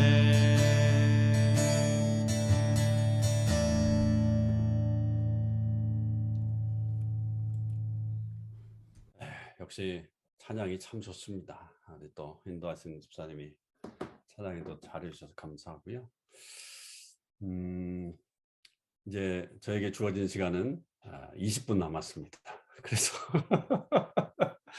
마지막 세션은 그냥 마무리하는 쪽으로 해서 제가 20분 동안 강의하고요. 그냥 오늘은 여러분들하고 그 소그룹은 또 나중에 또 만나서 얘기하시고 나머지 시간은 제가 그냥 20분 동안 강의하고 마무리하도록 그렇게 하겠습니다. 끝나는 시간이 중요한 게 여러분들이 주일날 또 오후에 피곤하시고 내일 또 계속 일하시러 나가셔야 되니까 또 그런 측면입니다. 우리가 그 재직으로서 결국 교회를 섬기지만 또 우리가 교회 안에서의 우리의 어떤 활동이 분명히 있지만 거기에 이제 가장 중요한 것은 저는 개인적인 영성을 어떻게 유지할 것인가. 안 그러면 우리는 소진될 때가 너무 많습니다. 그냥 일하다가 지치는 거죠. 그래서 내가 은혜의 어떤 통로가 없고 그 다음에 어떤 공급받는 게 없다면 계속 그렇게 내보내는 것들이 굉장히 힘들어요. 그러니까 목회자들도 마찬가지거든요. 뭐 한국의 뭐 이민교회는 좀 그래도 좀 덜하지만 한국에 있는 교회 목회자들을 이렇게 보면 설교가 뭐 매일 새벽기도 다 하죠. 주일날 아침 예배 있었죠. 오후 예배 있었죠. 수요예배 있었죠. 신방 가면 신방 설교해야 되겠죠. 막 이러더라고요. 그러다 보면 일주일에 뭐 설교가 뭐 10편, 15편 이렇게 해야 되니까 사실은 목회자들에게도 그게 굉장히 어려운 일이죠. 근데 이게 세계 어디를 가든지 한국 목사님들은 똑같더라고요. 제가 이렇게 그 중국에 연변을 갔는데 연변에 가면 그 중국 그 공산당이 그 지원하는 교회들이 있어요. 거기가 있고 또 지하교회가 있고. 그런데 중국 공산당이 그 하는 그 교회 목사님들은 여기 서양교회처럼 목회하더라고요. 자기 뭐 일주일에 딱 설교 한 번 하고 그냥 끝이더라고요. 근데 거기에 또 지하교회에서 한국 목회를 하는 사람들은 중국도 역시 똑같아요. 그러니까 어딜 가든지 한국 사람은 목회를 똑같이 하더라고요. 그러니까 참 이게 목회자들이 어딜 가든지 이게 쉽지 않구나라고 하는 생각을 좀 해본 적이 있는데, 그러니까 목사들도 결국은 충전되지 않고 계속 설교를 해나갔을 때 그 설교의 깊이들을 사실은 누릴 수가 없죠. 그래서 쉼과 충전의 어떤 시간들이 분명히 필요한데, 우리 성도들에게 있어서 이 사역에 있어서 결국은 그 쉼과 충전의 시간들을 결국 유지할 수 있는 건 저는 이 개인 영성이라고 생각합니다. 그 개인 영성은 뭐 우리가 뭐 너무나도 잘 알고 있는 내용인데 제가 간단하게만 좀 설명하면 결국은 먼저는 말씀이죠. 그러니까 말씀을 통해서 우리가 위로를 받지 않으면, 말씀을 통해서 하나님의 뜻을 알지 않으면 우리는 제대로 하나님의 뜻을 알지도 못하고 또 제대로 된 위로도 받을 수가 없는 거죠. 성경을 읽을 때 여러분들이 성경을 다 읽으시겠지만 그 성경을 읽을 때 많이 읽으려고만 하지 마세요. 물론 성경을 뭐 여러 번 읽고 많이 읽고 하는 것들도 중요하지만 저는 그거보다 더 중요한 거는 정확하게 읽으라고 권면드리고 싶어요. 성경을 좀 정확하게 읽으세요. 그래서 이 성경의 뜻이 무엇인지라고 하는 것들을 좀 제대로 알고서 우리가 말씀을 읽고 또 듣고 하는 그런 훈련들을 계속하지 않으면 안 된다는 거죠. 우리가 이 성경을 말씀에서부터 내 그 어떤 주시는 의미들을 깨닫는 경우들이 있고, 어떤 사람들은 내가 가지고 있는 견해를 가지고서 성경을 이렇게 보려고 하는 분들이 있는데, 내 견해를 가지고서 아 성경은 봐라, 내가 말하는 게 맞지 않느냐라고 그렇게 말하지 마시고요. 성경이 먼저 말하고 있는 것을 나에게 그대로 받아들이세요. 우리가 제일 못하는 것 중에 하나가 이 적용이거든요. 어플리케이션. 그래서 우리는 성경을 보거나 아니면 말씀을 듣고 난 다음에 이렇게 생각하는 사람들이 많아요. 야, 이 말씀은 우리 남편이 들어야 되는 건데, 이 말씀은 저 박집사가 들어야 되는 건데, 꼭 이래요. 그러니까 사실은 그건 내가 들으면 돼야 되거든요. 내가 듣고 은혜를 받으면 되는데, 우리는 꼭 그래요. 요거는 그 권사님이 꼭 들었어야 되는데 오늘 또 안 나왔네. 요런 생각들이 많아요. 그러니까 가령 뭐 부부에 대한 말씀들이 성경에 있잖아요. 아내들이여 무엇 해라. 그다음에 남편들이여 무엇 해라. 이렇게 돼 있으면 아내들이여 이렇게 무엇 해라라고 하는 이 말씀은 누가 적용을 해요? 남편들이 그걸 가지고 성경을 갖다 대죠. 와이프한테. 야, 성경 봐라. 아내들이여 이렇게 하라고 성경 돼 있지 않느냐. 그리고 아내들은 또 남편들에게 그 말씀을 갖다 줘. 그러니까 우리가 말씀을 내가 원하는 말씀을 이렇게 남에게 갖다 주는 게 아니라 그 말씀이 내게 말씀하시는 것으로 받아들이는 게 중요하죠. 아내들이요 그러면 아내들이 받으면 되고, 남편들이요 그러면 남편들이 받으면 되는 거고, 그 말씀이 그러니까 내게 들려오도록, 그래서 정확하게 잘 읽고 또 잘 해석하고 그리고 그것을 잘 적용하는 게 필요하다. 그리고 기도도 역시 마찬가지죠. 여러분, 이 기도는 하나님과의 관계성이잖아요. 하나님과의 교제라는 말이에요. 우리가 잘 알듯이 영혼의 호흡이듯이. 그래서 이 교제를 계속해 나가는 거죠. 하나님과 계속 교제를 해 나가는 거죠. 하나님과 친해지는 시간이라고 보시면 돼요, 기도를. 근데 우리는 기도를 해야 된다라고 하는 게 의무감으로 닥쳐올 때가 너무 많아요. 우리 크리스천들에게는. 말씀과 기도 너무 강조하다 보니까 말씀 안 읽으면 뭔가 될 것 같고, 기도 안 하면 뭐 지옥 갈 것 같고 막 이래가지고 어쩔 수 없이 말씀 읽고 기도해야 되는 어떤 그런 모습이 아니라, 정말 기도가 하나님과의 관계 형성 그리고 이 교제다라고 하는 것에 대해서 우리가 그것을 좀 느끼면 좋겠어요. 그래서 저는 오래 기도하는 것보다 오히려 수시로 기도해라, 이렇게 좀 권면드리고 싶어요. 오래 기도하는 것도 물론 중요하고요. 깊이 있게 기도하는 게 중요하지만 저는 주님과 수시로 그렇게 기도하는 게 중요하다. 왜냐하면 여러분, 우리가 사랑하는 사람이 있으면 그 하루에 계속 연락하고 싶잖아요. 뭐 지금 요 점심 먹었을 때는 뭐 하고 있나, 혹은 또 뭐 요 시간대는 뭐 하고 있나 알아보고 싶고, 또 그렇게 하듯이 그렇게 계속적으로 수시로 기도하는 훈련들을 하면 좋겠다. 유진 피터슨이라는 목사님이 지금 돌아가셨지만 이 기도를 설명할 때 이 놀이와 기도가 아주 유사성이 많다. 그렇게 기도해야 된다라고 얘기했어요. 그러니까 노는 거, 놀이와 기도의 어떤 특성이. 그게 뭐냐면, 놀이와 기도는 둘 다 그 지루함에 대항하고 걱정을 감소시키며 우리의 몸과 영혼이 서로 교류하고 친밀하게 함으로써 우리를 인간성의 충만함 속으로 밀어넣고 잡아당기고 인도한다, 이렇게 얘기했어요.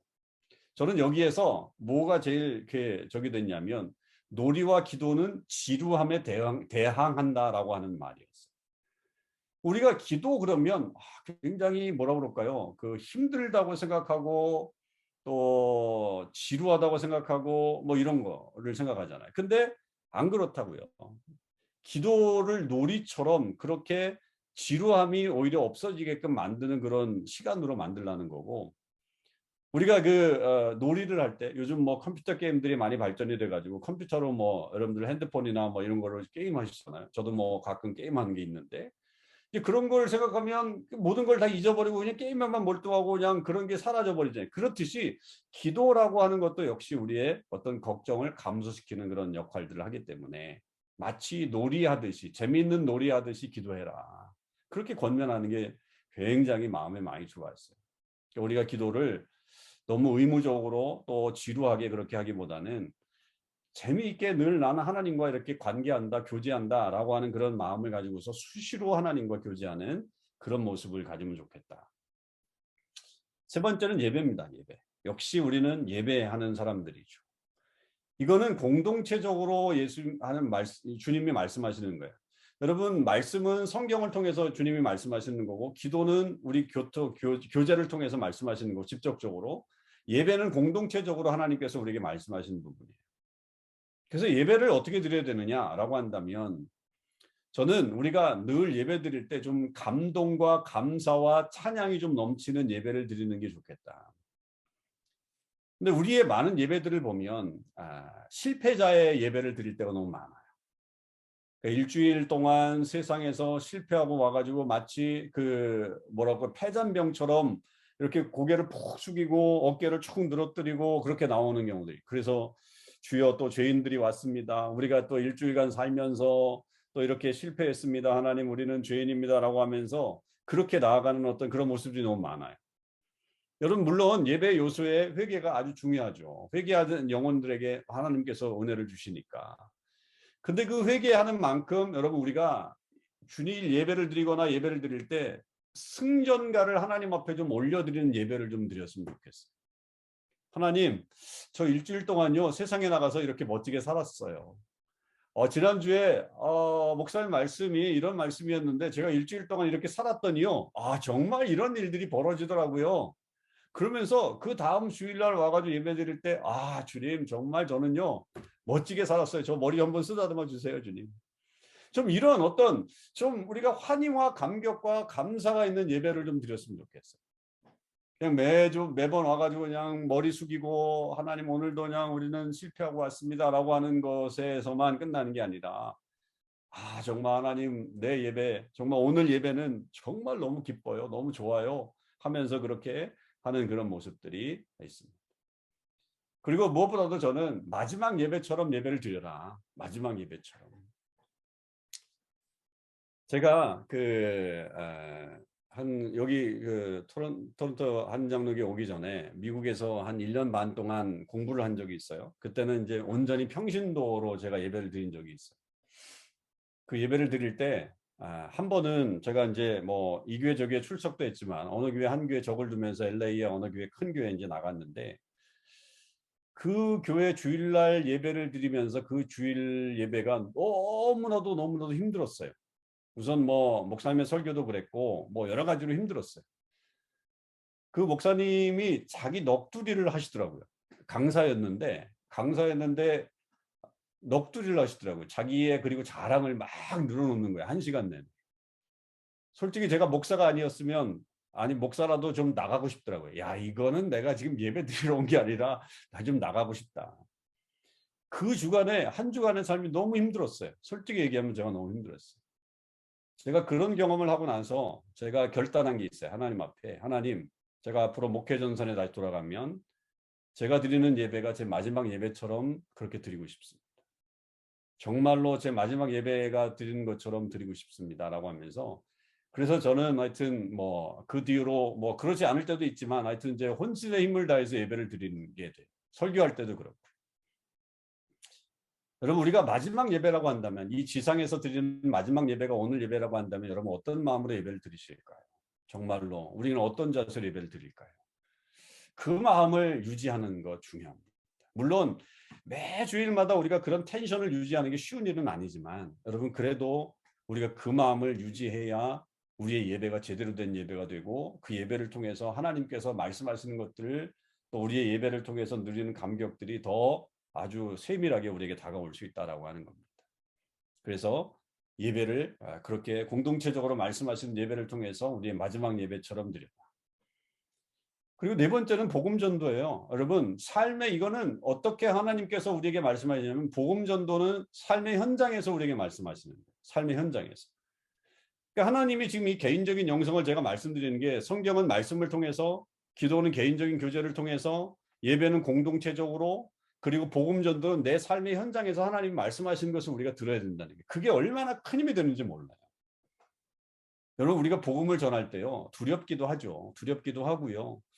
이게 의미가 있을까? 때로는 그런 생각들도 들기도 하지만, 웬걸요, 복음을 전할 때 되면요, 굉장히 그 안에서 힘이 생겨요. 내가 살아있다는 느낌이 들어요. 그 복음 전도가 성공했든지 실패했든지 관계없어요. 때로는 실패할 수도 있고, 때로는 강한 어떤 반대를 부딪힐 수도 있는데, 그러나 그 모습이, 그 현장에서의 모습이 나를 살려줘요. 내가 살아있구나. 내가 정말 하나님의 사람이구나라고 하는 어떤 그런 것들을 우리가 경험할 수 있게 돼요. 그래서 복음 전도가 굉장히 중요해요, 여러분. 그냥 단순히 그냥 내가 복음을 전해야지라고 하는 어떤 그런 강박관념 때문에 전하는 게 아니라 내가 살기 위해서라도 복음을 전하는 거죠. 그래서 우리가 선교지에 가든지 아니면 내 삶의 현장에서 복음을 전하시든지 어떻게 해서든지 우리는 이 복음을 전하는 현장에 꼭 가셔야 합니다. 기회가 됐을 때마다 그런 기회가 되면 가죠.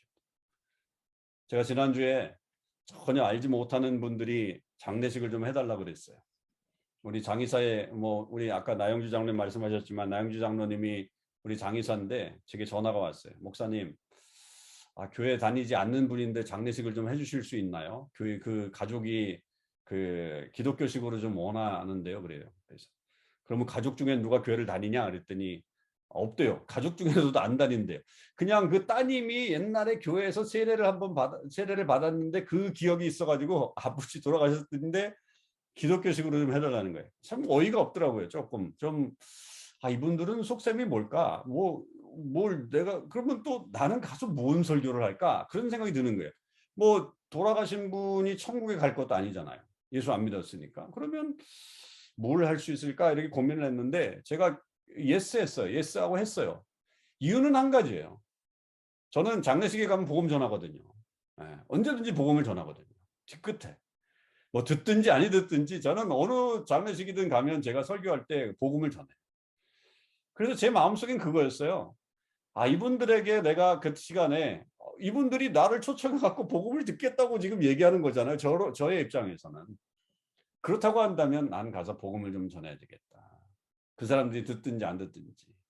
목사가 일반 성도들 만날 기회가 그렇게 많지 않잖아요. 나가서 세상 사람들하고 어떤 만나서 얘기할 수 있는 기회들도 많지 않은데 저는 그런 기회가 제게는 복음 전하는 기회가 되는 거예요. 그래서 그날 장례식을 잘 했어요. 그분들이 교회 나올지 안 나올지 앞으로 어떻게 될지는 저는 모르겠지만 저는 분명히 분명히 말했어요. 분명히 전했고 그 신앙에 대해서 얘기를 해줬어요. 그럴 때마다 사실은 제게 힘이 생겨요. 이 복음에 그런 능력이 있고 내가 이렇게 전할 수 있는 그런 조건들이 된다고 한다면 이게 정말 얼마나 감사한 일인가라고 하는 거죠. 여러분, 복음 전함이 의무감이 아니라 내가 살기 위해서는 복음 전하는 게 나에게 힘이 생겨요. 그래서 우리가 영적으로 계속적으로 우리 자신을 충전하기 위해서는 이 네 가지를 여러분들이 꼭 늘 염두에 두고 열심히 해보세요. 말씀 읽고 말씀 듣는 거, 기도하는 거, 예배자의 모습을 제대로 갖는 거, 그리고 복음 전도의 모습을 매일이 아니더라도 하여튼 우리가 그 마음을 가지고서 전하는 그런 모습. 그런 모습을 가졌으면 좋겠고요. 그리고 이제 네 번째로 저는 이 가정에 대한 이야기를 사실은 길게 하고 싶었는데 오늘 할 시간이 없는데 여러분, 가정이 중요합니다. 정말로 가정이 중요합니다. 교회를 우리가 위해서 섬기는 거지만 여러분, 가정이 정말로 중요하고요. 가정이 제대로 세워지지 않으면, 신앙으로 세워지지 않으면 교회 와서 봉사하는 것들이 우리 다음 세대에게는 너무나도 이율배반적이고 그 다음에 가식적이라는 것밖에 남겨주지 않아요. 저는 이민교회로 제가 다시 돌아오면서 사실은 이민교회로 안 들어오려고 했는데 하나님이 이민교회로 다시 돌아오게 하시는 이유 중에 하나를 저는 이것으로 봤어요. 우리 다음 세대들이 지금 믿음을 잃어가고 있는 이 세대 속에서 결국 왜 우리 자녀들이 이렇게 어려워졌을까, 혹은 왜 신앙을 떠나게 됐을까라고 하면 결국 가정에서의 신앙의 본보기를 제대로 보여주지 못하지 않았는가. 교회 와서는 열심히 했어요. 모든 분들이 교회에서는 정말 열심히 하셨어요. 어떤 분들은 정말 직장하고, 그러니까 가게하고 교회 와서 봉사하고, 가게하고 교회 와서 봉사했는데 나중에 자녀들이 떠나게 되는 그런 모습들을 많이 봤어요. 특히 이제 대학 가면 많이 떠나게 되고 돌아올 때까지 너무 오래 걸려요. 그 아이들이 결혼해 갖고 자녀를 낳으면 돌아오는 케이스가 좀 생기지만 그때까지 너무 공백이 심해요. 이유는 뭐냐니까 부모님들이 가정에서의 삶과 교회에서의 삶이 너무 달랐어요. 그리고 영적으로 본이 되지 못했고 영적인 리더가 되지 못했어요. 그러니까 교회에 모든 걸 다 맡겨놔 버렸어요. 신앙교육은 교회에서 하는 거야, 집안에서 하는 건 아니야 라고 생각을 해버렸어요. 그래서 집에서는 기도하지 않고 집에서는 예배하지 않았어요. 그러다 보니까 아이들이 그냥 신앙하고 어떤 삶을 별개로 다 생각을 하게 되고 교회 가서만 이렇게 행동하면 되는 것처럼 이렇게 여겨지니까 아이들 속에서는 여기 특히 이제 이 서구 사회에서 나와 살고 있는 아이들에게는 그게 겉과 속이 다른 모습으로 보이는 거고 한국적인 모습이라고 생각해서 한국 문화에 대한 어떤 모습도 거기에서 이제 드러나서 그것도 싫어했고 지금은 좀 많이 달라졌지만 그런 복합적인 요소들이 사실은 가정에서 있었다는 거죠.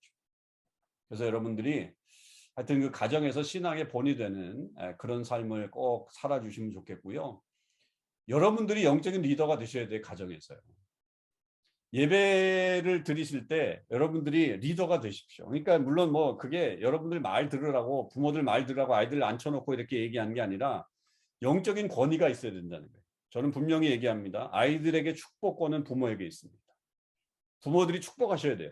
잠잘 때 축복하세요. 잠잘 때 애들 머리맡에 가서 안수기도 하세요. 그리고 그 아이들에게 정말 하나님께서 이 아이에게 복을 주십시오라고 하면서 여러분 그렇게 기도하셔야 합니다. 그게 여러분들이 아이들이 그것을 느껴요. 그걸 알아요. 잠자더라도 알아요. 우리 부모가 나를 위해서 기도하는구나. 우리 부모가 나에게 축복하는구나. 축복권이 있어요. 부모에게는. 하나님 주신 권한이에요. 권세예요. 권위라고요. 그것을 이용하세요. 그러면 그 축복이 아이들에게 흘러갑니다.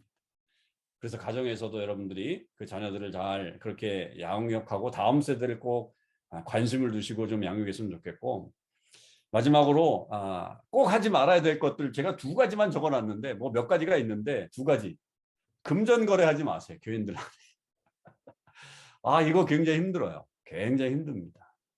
안 해줄 수도 없고 해주자니 관계가 끊어질 것 같고 그래서 고민하는 분들이 너무 많습니다.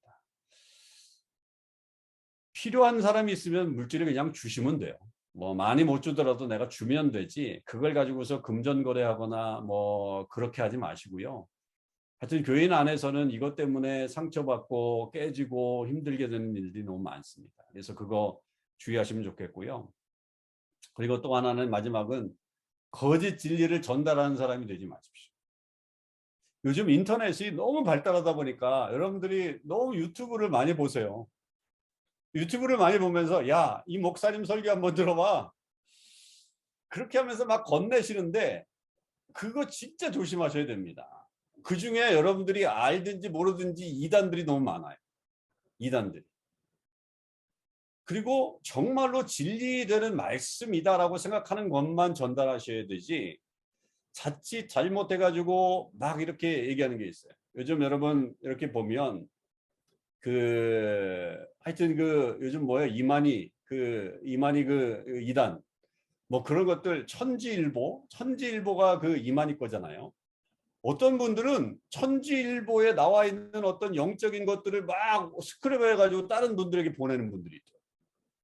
영적인 이야기라고. 아니에요. 여러분 그런 식으로 해서 우리가 막 헷갈리면 안 돼요.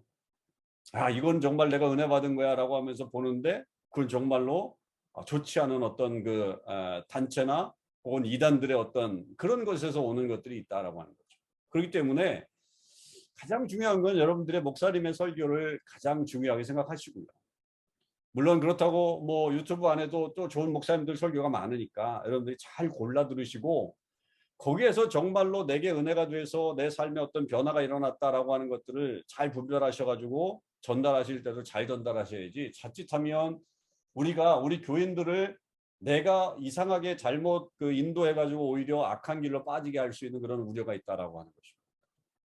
그래서 제가 꼭 당부하고 싶은 거는 하여튼 이 교인들 안에서의 금전거래, 돈거래를 가급적 하지 마시고 필요한 사람 있으면 그냥 주시거나 아니면 뭐 그분을 위해서 뭐 다른 것들로 도와주시고 또 그다음에 거짓 진리 전달하지 않는 그런 매개체가 되지 않도록 잘 유의하시고 만약에 그런 것들을 전달하시려면 목사님에게 한번 여쭤보시고 그래서 이거는 어떠냐고라고 그런 이야기를 같이 나누시면서 좀 좋은 것들을 좀 퍼뜨리게 하는 그런 모습을 좀 가지셨으면 좋겠다라고 생각합니다. 그래서 오늘 짧은 시간 여러분 같이 좀 여러 가지 이야기를 나눴지만 여러분들로 인해서 저는 소망이 한인연합교회가 든든히 서가는 그런 역사가 있기를 바라고 몬트리올에 정말 큰 부흥의 역사와 또 그리고 많은 사람들이 그리스도께로 돌아오는 그런 역사들이 여러분의 교회를 통해서 여러분의 섬김을 통해서 일어날 수 있게 되기를 간절히 주님의 이름으로 부탁과 축원을 드립니다. 네, 오늘 여기까지 강의하겠습니다. 감사합니다, 목사님. 너무 감사. 우리 먼저 일단 박수로 좀 우리 목사님에게 감사를 표했으면 좋겠습니다. 자, 고맙습니다. 양현기 집사님 또 인도해 주십시오. 마지막 마무리. 예, 목사님 감사합니다. 예. 지금 더 이제 토론을 하면 좋겠지만 시간이 또 다 이제 된 것 같습니다. 그래서 어쨌든 토론하는 거는 좀 다음 기회에 다시 또 이제 기회를 만들어 보도록 하고요. 찬양 한 곡 부르고 손명수 목사님께 저희 몬트리올 한인연합교회 재직위에서 축복기도 한번 부탁드리고 그 다음에 이제 전체 오늘 참석하신 분들 단체 촬영을 하고 마무리하도록 하겠습니다. 결단 찬송 준비했습니다.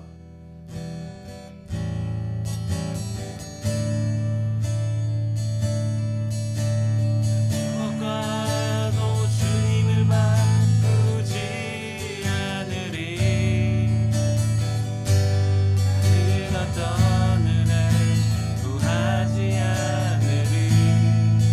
오직 주님만이 내 삶의 도움이시니 주의 얼굴 보기 원합니다.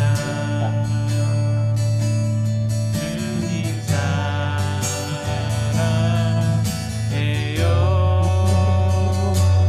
온 마음과 정성 다해 하나님의 신실한 주 되기 원합니다. 무엇과도 주님을 바꾸지 않으리. 다른 어떤 은혜 구하지 않으리.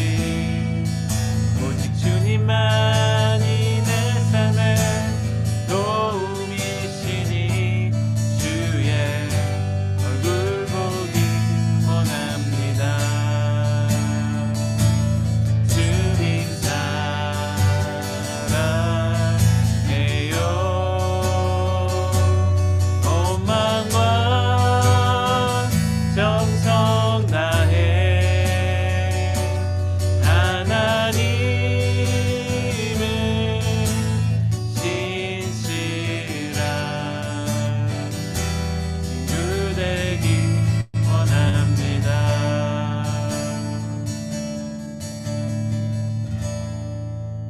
기도하겠습니다. 하나님 감사합니다. 오늘 이렇게 우리 몬트리올 한인연합교회 재직들과 함께 귀한 시간을 함께 했습니다. 하나님 보석과도 같은 하나님의 백성들입니다. 하나님의 교회를 섬기고 또 지키고 아름답게 이 땅 가운데 하나님의 복음을 전하기 위해서 애쓰시는 분들입니다. 이민의 땅에까지 와서 신앙을 지켜가며 정말로 온 세상에 복음을 전하는 일에 최선을 다하려고 하는 귀한 사람들입니다. 하나님, 이들을 귀하게 여기시고 사랑해 주셔서 하나님의 역사가 이분들을 통해 일어날 수 있도록 인도해 주시옵소서. 아버지 하나님, 몬트리올 지역이 참 많이 힘들고 어렵습니다. 점점 시대가 흘러가면서 우리가 다음 세대에게 과연 어떻게 복음을 전할 것인가 고민되는 그런 시대를 살고 있습니다. 몬트리올뿐만 아니라 토론토도 그렇고 온 세계가 지금 그렇게 돼가고 있습니다. 그럴 때 하나님께서 원하시는 바로 그 교회, 주님의 교회가 연합교회가 될 수 있게 하여 주시옵시고, 아버지 이 일로 인해서 정말로 하나님께서 귀하게 보시는 그 복음이 많은 이들에게 증거되는 역사들이 일어나게 해 주시옵소서. 아버지 하나님, 교회를 이끄는 우리 김지식 목사님에게 남다른 은혜와 사랑을 베풀어 주시고, 목사님을 중심으로 해서 온 성도가 하나 되고 무엇보다도 재직들이 하나 되어서 아름다운 교회 만들게 하시고, 아버지 하나님 그 교회 섬길 때마다 우리 모든 재직들이 기쁨과 감사가 넘칠 수 있도록 역사하여 주시옵소서. 아버지 하나님, 그래서 우리의 섬김이 끝까지 신실하게 주님 닮아서 주님처럼 또 주님께로 나아가는 그런 모습으로 나아갈 수 있게 도와주시옵소서. 주님께서 꼭 지켜주시고 함께 해주셔서 2022년도 우리 모두에게 신앙의 성숙이 있게 하여 주시옵시고 하늘의 놀라우신 신비를 발견하는 귀한 한 해가 되게 하여 주시옵시고 팬데믹의 어려운 시기를 살고 있는 우리 성도들이 아버지 이 어려움을 잘 극복하고 나아가서 이제 우리가 다시 만나서 원활한 교제를 나누게 되는 그날에 더욱더 아름다운 모습으로 서로 하나 되는 역사도 일어나게 하여 주옵소서. 감사와 영광 올려드리며 우리 주님 예수 그리스도의 이름으로 기도하옵나이다. 아멘. 예, 오늘 2시간 정도 이제 뭐 너무 짧게 느껴졌지만 긴 시간 같이 해주셔서 감사드리고요. 마지막 순서로 저희 단체 촬영이 있는데 아직 그 카메라가 꺼져 있는 분들이 있으십니다. 그래서 비디오를 한번 켜주시고 전체 다 사진 한번 찍고 마무리하겠습니다. 제 소리 들리죠? 자, 예. 좀 이렇게 화면 가까이 쓰셔가지고 이쁜 스마일 얼굴을 좀 하세요. 그래야지 제가 찍으니까.